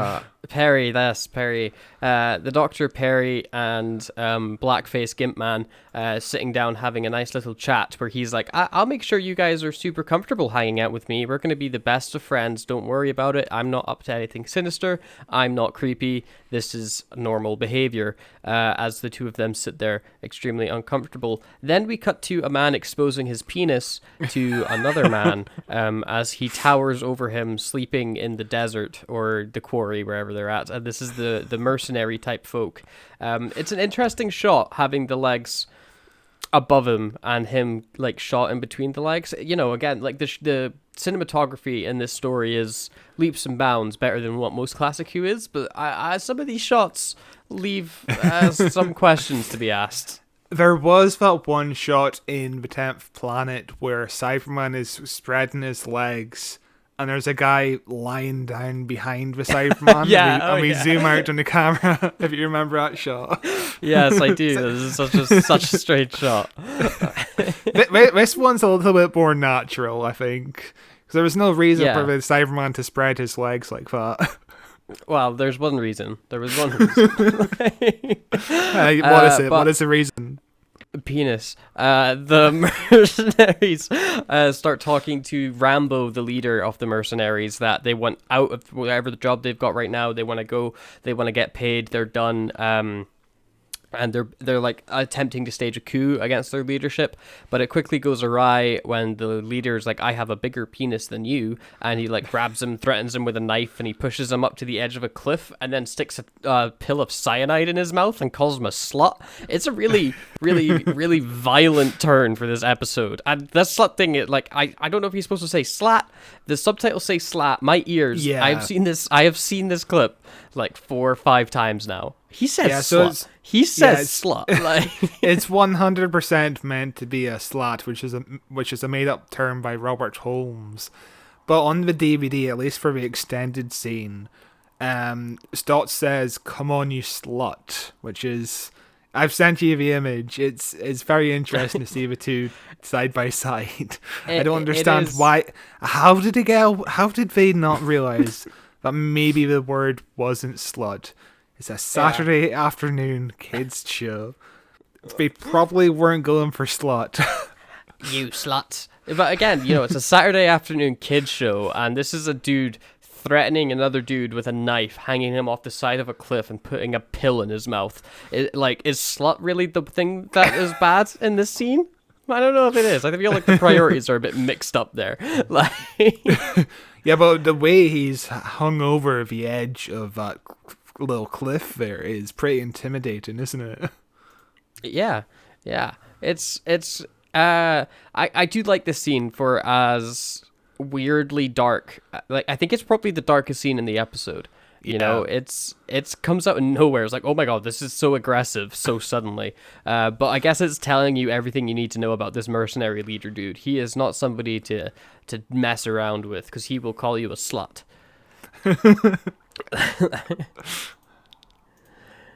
The episode then continues as we cut back to the doctor and Perry, where Perry's complaining about cramp in her leg that, if you remember, fell into the mushroom. Nothing to worry about there, I'm sure. The doctor tells her to stretch out a bit, as then creepy dude comes back in and starts being all creepy to Perry, being like, God, you're so beautiful, I'm going to keep you around here. And then, like, Peter Davidson's got this great bit where he kind of, like, stretches his body out in the frame, staring at, what's the mask guy's name? I forget. It's been ages. So there's been a wee gap.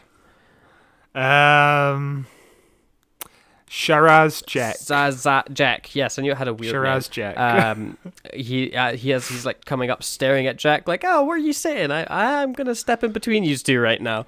And Jack's like, doctor, yes, somebody with a mind almost equal to my own. It'll be great to be able to work together and things like that. And the doctor is very, combative against Jack here, and we get a great scene where Jack's like, don't tempt me here, don't do anything like that, as they start getting closer and closer to each other, and the camera pushes in, and it's like, are you about to kiss?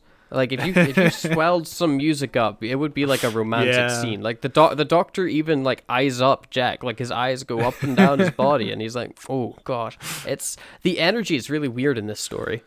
Yeah, I do wonder if they would have been as close if it was shot in widescreen. Probably not, but it's funny that it's shot in full screen, just the closeness of every person in this episode. Like in the last episode with the guy and the woman on the elevator. Yeah. It does. It adds an element of intimacy that would be missed in 16:9 frame. But Jack goes on to explain that he's been alive for a very, very long time, and that he controls all of the Spectrox, I think that's what it's called, the Make Me Younger juice. And that it's all his, and no one's going to ever take it. And the doctor's like, well, I mean, they're literally planning on taking it right now. What are you talking about? I've seen the plans. And Jack's like, oh, they showed you your plans? Well, I guess that means I can show you my plans, which is ridiculous reasoning. Like, what if the doctor is a spy? What, like, Jack's just being like, look at my cool plans I've got. You saw the other plans. Oh, you've got to see mine. And also in this episode, Jax reveals that he was once a doctor as well. before the study of androids took over his life, which is such a sad, pathetic thing to say. The study of I don't know. androids. I think robots are cool.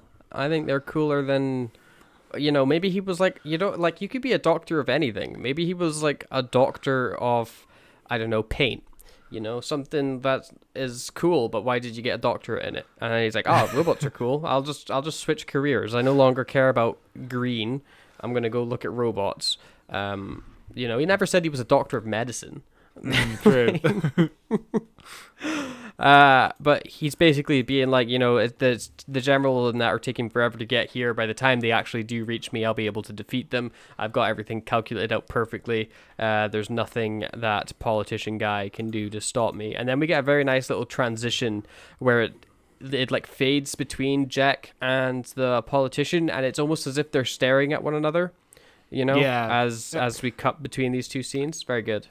There is a lot of lovely fades into the next scene in this episode, and also Jax is showing his plans on like a TV screen, like a bunch of TV monitors, and it just looks like a video game, like a 1980s video game. It's like a 1980s version of the Worms, like it's just little blobs on like a colorful map. It's highly advanced stuff. Highly advanced stuff. Okay, so the episode continues as we got to the politician guy talking about how evil he is, and that how everybody used to say that every cloud has a strontium lining, crowd trimming. Remember when we all say that? Whenever you're like, get bad news and you're like, it's okay, just remember, every cloud has a strontium lining, crowd trimming. God, I just said it the other day. Like, it's so common. God. But he's, talking about how the mind getting destroyed isn't really a problem for him, and it's kind of, playing in his favor. But as a mark of respect, he'll make sure that all the employees do a minute silence, and they leave their workplace. And then he goes, actually, make it half a minute. We don't, which is great. It's a great line because it really gets across how much of a gross, like, weird business guy that he is. He does get limited time in this episode, but he is really good when he's on screen. Like, he doesn't have any interaction with the Doctor, really. Yeah, I mean, that's what I was saying, like, in the first half of this episode. I really like his character, and I was kind of sad that he's not got a lot to do in the story. Like, he's doesn't feature an awful lot. Whenever he's in, it's great, but he doesn't take up as much screen time as some of the other characters do, which is a shame. But we then get a very nice transition again as we fade back to Jack, this time with the politician's face matching almost perfectly into Jack's as we transition into the two, perhaps showing that these two have more in common than perhaps we would think. Or their goals align, or there's some imagery going on here, which is nice. Doctor Who doesn't do imagery like ever. So classic Who special. It's just yeah. Yeah, you can tell Graham Harper is really pulling out of his assets here and just doing a great job with every shot, every composition. It's really good stuff. Yeah. We then cut back to the Doctor and Perry and that as they're sitting down just kind of complaining, and the like assistant dude comes over to them with and this guy, I don't know if we were supposed to recognize him as the guy that's working with the General, because this is the guy that's working with the General. The Doctor and Perry don't seem to recognize him, because they've seen that guy. They don't go like, oh my god, you're the dude from the General. What are you doing here? Like, dude, the Doctor literally goes, Salatine, I'd know you anywhere. Right, okay. That's how he introduces himself to Salatine in this scene. But why is he not more like confused as to how this dude is with the Jack and not with the General? Probably just thought he got imprisoned like 2 minutes ago or something. But he says he's been here for ages, like, and he's really upset that he's gonna get killed now that the Doctor and Perry are here. But anyway, besides that point, I never noticed that this was the same dude from before until like the reveal that the guy was an android, and I went, "Oh crap! How did I miss that?" Same here. It's just a slightly different like facial expressions. Like the robot Salatine is kind of like doesn't blink, or he makes a weird facial expression, and his hair is slightly different. That's the only difference. He's also like, the robot version of him is in the background of the shot a lot more. You know, like he's not as actively a moving character as what human Salatine is. Human Salatine, he's got this whole big monologue going where you're actually looking at him. Android Salatine's like, yeah, I'll get that done for you, and walks off screen, Like he's not really doing quite as much.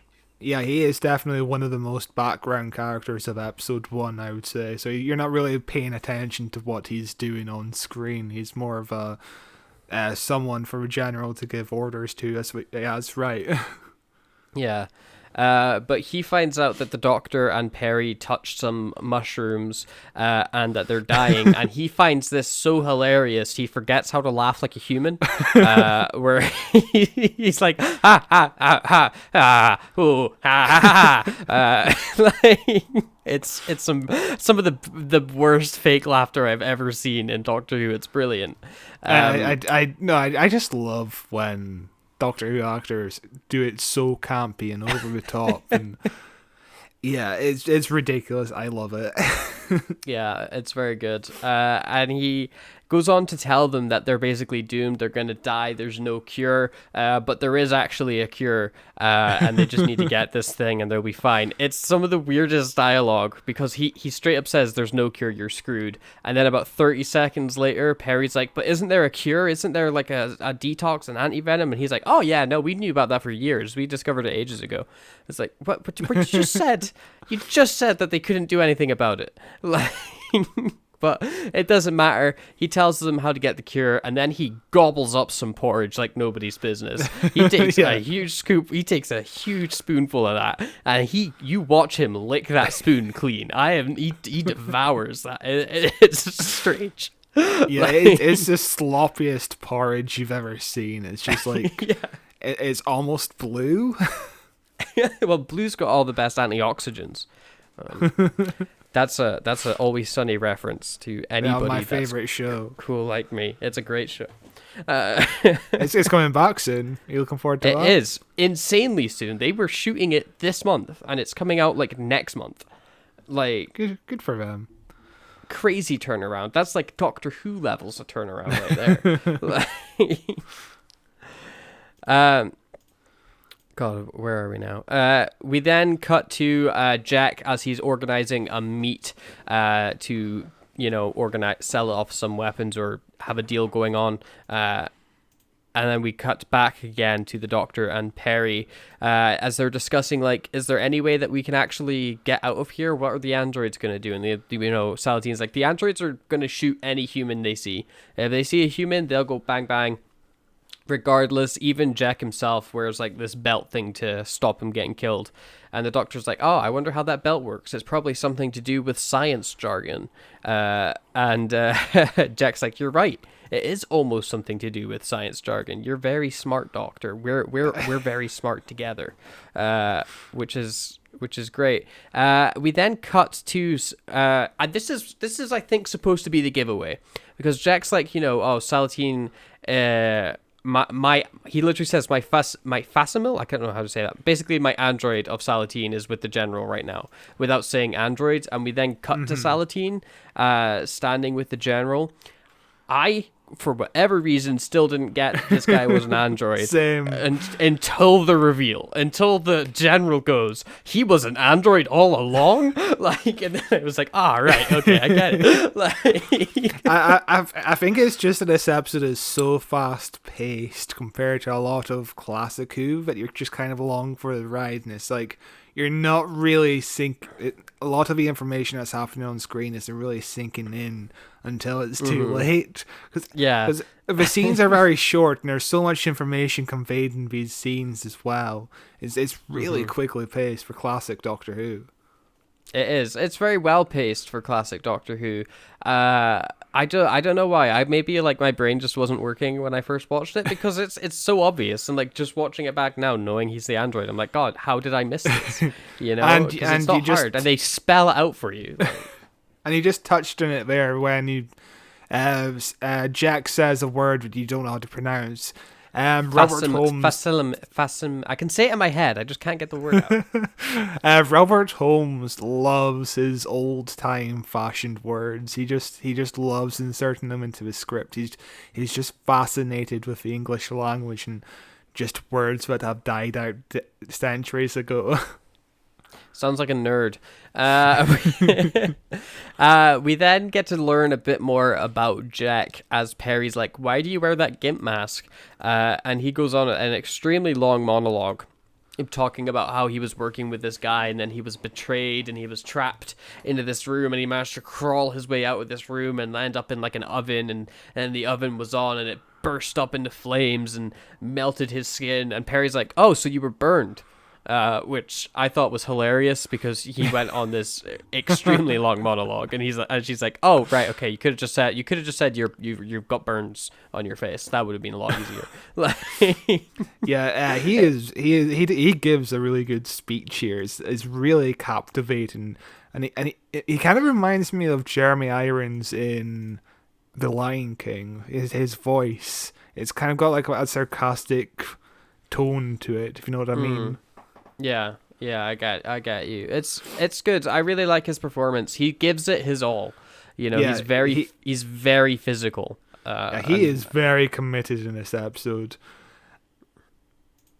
We then cut to Jack meeting with the Rambo guys, and the Rambo guys like, oh, we have to collect five whole kilos of juice, make me younger juice. That's what we were told to collect. And Jack's like, well, you can get 2 whole kilos. And this is kind of like a back and forth for a little bit, as we cut to the doctor being like, well, there's only one way out of this room, and that's through the door that has an android guarding it. So the only option we have is for me to step out and see if I get shot in the face.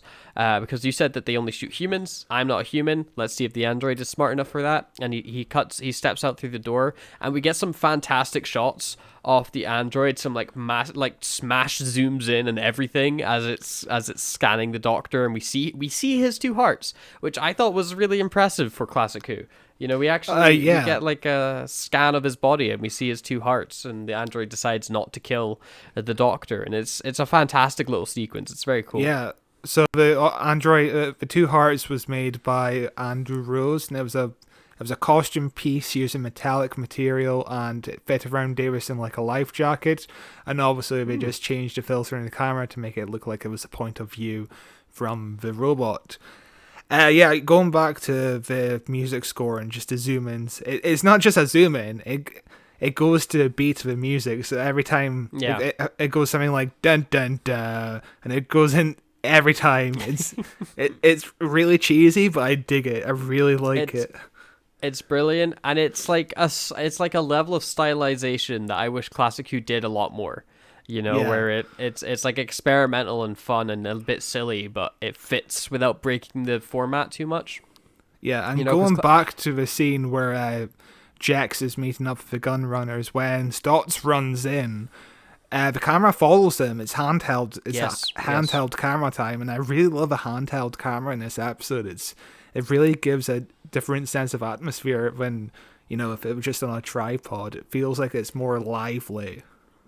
Yeah, that's, you know, what I really like about this story and about this episode is the experiment with the camera. You know, they're actually doing fun shots, and they're trying out new methods. And Classic Who falls into the pitfall quite often in other episodes where they just set up a static image, do a wide shot of somebody being like, and this is what's going to happen, and we're going to do this, and then somebody else comes in and goes, ba ba ba. It's a very old school way of shooting where, you know, it's more like a stage play where you have that wide shot and everybody's acting around the camera. The camera's not moving with anybody, whereas this feels way more of a modern way of shooting something where the camera is an active participant in telling the story, you know.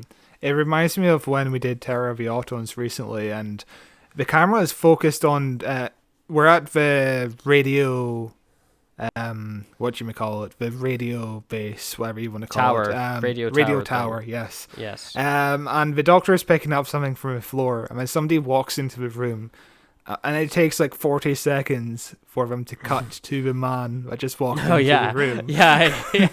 They're just talking. They're talking. And we're just focused on John Pertwee's face. Yeah. Yeah, God. Yeah, it's great cinematography in Classic Who, always. It is amazing to think this is the same show, just like 13 years away. It's incredible, just the difference. It is, indeed. The Doctor shuts off the android, allowing Perry and that to escape out as we cut back to Jack negotiating with the mercenaries to get some of this Spectrox. The mercenaries concede at having only 2. And Jack's like, okay, we're going to go get it. We'll be about 10 minutes. And the mercenary's like, aha, okay. And then the mercenary that he called a slut is like, you're an idiot. You just gave in to the demands immediately. And he's like, nah, because now I know that he's only 10 minutes away, so we can just go and shoot him. He's an absolute moron. And the guy's like, oh, yeah, you're right. Haha.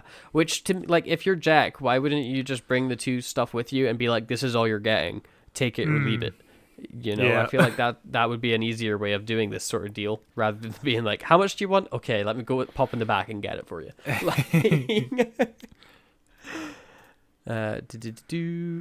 We then cut to a very silly scene that I think is only here because, well, I know for a fact it's only here because they needed to end this episode on a cliffhanger, which is the Doctor walking through the Caves of Androzani with the 2 companions that he's with, Perry, and name of the guy that's not an android is called Salatine. Haha, I got there. And an android starts shooting at them, and the Doctor falls and bashes his head and gets knocked out, and then Salatine grabs Perry and uses her the choreography here is really weird because he uses her as a human shield for the android to load a weapon at, or I guess maybe he's checking to see if the android's got ammo or if it needs to reload, and he's using Perry to take that shot, and then when Perry doesn't get shot, he's like, okay, I can fire my gun, and then he starts firing his gun and destroys the androids. I've talked myself into explaining the scene. And it blows up the android, and then he's got Perry in a really uncomfortable looking headlock as the 2 of them have to walk around the android. I'm like, God, that must have sucked to do. Because it's no good way of actually wrapping yourself around that person. You've just got her in a genuine headlock and are dragging her across the set. And this is only the 10th worst thing that's happened to Perry in these 2 episodes. Yeah, she's having a rough time. She's having a rough time for sure. But the Doctor wakes up shortly after and goes after Perry and Salatine, as we then cut to Jack, who is extremely angry that the Doctor and that have escaped, and he absolutely demolishes his desk. Yeah, he's far away from it, goes running up, swings his arms into the air, and slams them down as hard as he can. His hand goes right through it. This guy. He's committed. Even if it was designed to fall through and he was supposed to hit there, the amount of force he hit that with, it's still gonna hurt. Christopher Gable just gives it his all. He's really good in this episode. He's just phenomenal. He's so good. Yeah. For a one-time villain as well, he's really memorable. Yeah, it's interesting that he's never come back in any. Maybe Big Finish. I don't know about Big Finish, but for a villain that is this memorable from an episode that's this highly regarded, we've never seen him again. I kind of like it that way because a lot of things in Doctor Who kind of gets dragged out to a point where it's just boring. But I do like the specialness of just having him be a one-time appearance. Yeah, he does die, but you could explore him. He could have him young. Death is meaningless in Doctor Who. Oh yeah, he could have the android of him come back. Yeah, there you go. Yeah, the android of him comes back, but it's got his consciousness. Somehow Jack returned. Oh God. We then cut to the cliffhanger of this episode, which is extremely silly, as the Doctor is hiding behind some rocks as the mercenaries appear, and they're like, Jack went down this way somewhere, we lost his trail somehow. And then the dragon, did you remember the dragon? I sure didn't, appears and starts like killing everybody and getting shot at and stuff. And we actually get a really good look at the dragon this time, whereas before we kind of just saw its head. And it's less of a dragon, more of an armadillo with a six-pack. I don't. Yeah. The six pack is what throws me off. Like, it's shredded. It has got like Arnold Schwarzenegger level body here. I don't know what's going on with this costume at all. In the script, it's described as a scaling, muddy hulk. It has the body armor of a giant armadillo, slavering crocodile jaws, and the short, powerful rear legs of a T-Rex. Bullets bounce off, which is a fun description, but when you're working on Doctor Who and you don't have a budget, it's just a silly Halloween costume, isn't it? They nailed the armadillo part. They really got the armadillo part down, because it looks like an armadillo costume, but it's why give it abs? I don't. I don't get it. I don't know why you'd give it abs. But yeah, it looks like the armadillo costume from Friends. That is. Yeah. Like if you haven't seen this episode and you want to imagine exactly how this armadillo looks, imagine Ross from Friends in the armadillo costume, God. but with a six-pack. Just with a six-pack. Very silly. Very silly way to end a very good episode. Not as silly as how the next episode opens up, but we'll get to that. Yeah. Next week the we'll get to Magma that Monster is the worst part of this story, but it doesn't need to be in it. 4 It literally doesn't need. It adds nothing to the story. But that is the end to episode 2 of the Caves of Androzani. So Scott, what do you think about this story now that we are halfway through it? Yeah, obviously it has a silly... Only really has one silly moment, I would say it's a letdown. Everything else is just solid. Everything else is just a banger. This is the first time I've actually seen the story since 2007, and I'm not even sure if I watched the entirety of the story. I might have gotten bored because of all the political drama stuff. Wow. But this time it's really captivating, I'm really enjoying myself. It's a really well shot, well acted episode, but it's really unique for classic Doctor Who. It feels more like it's an American production, it's comparable more to Star Trek than it is to other Doctor Who episodes, I would say. Yeah, definitely. With that political intrigue and people talking about stuff and trade agreements and things like that. I think it's very good so far. I love me some politics and sci-fi. I mean, I'm a fan of the prequels for a reason. I love Star Trek. I love just people debating issues. It's why, like, my favorite episode of The Mandalorian this season was the episode set on Coruscant with that scientist dude. And it was just about like, oh, this is the politics of the New Republic, by the way. And I was like, oh my god, this is amazing. This is so good. And I was talking to Ewan about it, friend of the show Ewan, and he was like, oh, the episode was really slow. I was like, what? No, you're wrong. Yeah. It's amazing. But just people like different stuff. I really like politics and intrigue in my sci-fi, and I just think it's really fun, and I'm really enjoying this story so far. Dumb dragon and all, it's a lot of fun. To be fair, the dragon is the only letdown. Everything else is just fantastic. Like, it is. The dragon's only in it for like 4 minutes at most. It's but it's a memorable 4 minutes. it's a distracting 4 minutes that it's in there. But that does take us to the end of this episode, and next week we will be finishing off this story, Caves of Androzani, as we look at parts 3 and 4. So you have that to look forward to. In the meantime, why don't you leave a review for this podcast on your podcast app of choice, which would be really good. It really helps promote the show. We've had an insane week for the podcast. It's been like one of our best weeks ever, just both on YouTube and audio. We have just suddenly spiked up in the amount of listeners we've got and the amount of downloads and everything. It's been crazy. It's been really cool. Yeah, especially really cool to see. YouTube. YouTube's been killing it recently. Yeah, the last episode of Genesis of the Daleks, which is obviously a popular story, did really well for us. And if you like that podcast, just share some clips around and just share it to your friends. Tell your friends about the podcast and help us grow so we can word of mouth, baby. More episodes. Word of mouth. This is episode Word 100, isn't it? Jesus. Yes, this is episode 100. So we're available on video form on YouTube, youtube.com/@whowatcheswho, where you can see my very pretty face and Scott's face, and you can listen to it in audio form wherever you get your podcasts. You can find us on Twitter @WatchesDoctor, on Facebook @WhoWatchesWho. You can find me on Twitter @Cloth223, but I basically don't use that site anymore, so huzzah. Oh god, it's terrible, isn't it? It's awful. It's such a bad site now. It doesn't work, and I don't like using it. But yeah, we'll be back next week with Caves of Androzani. Look forward to that, and we'll see you then. bye. Bye-bye.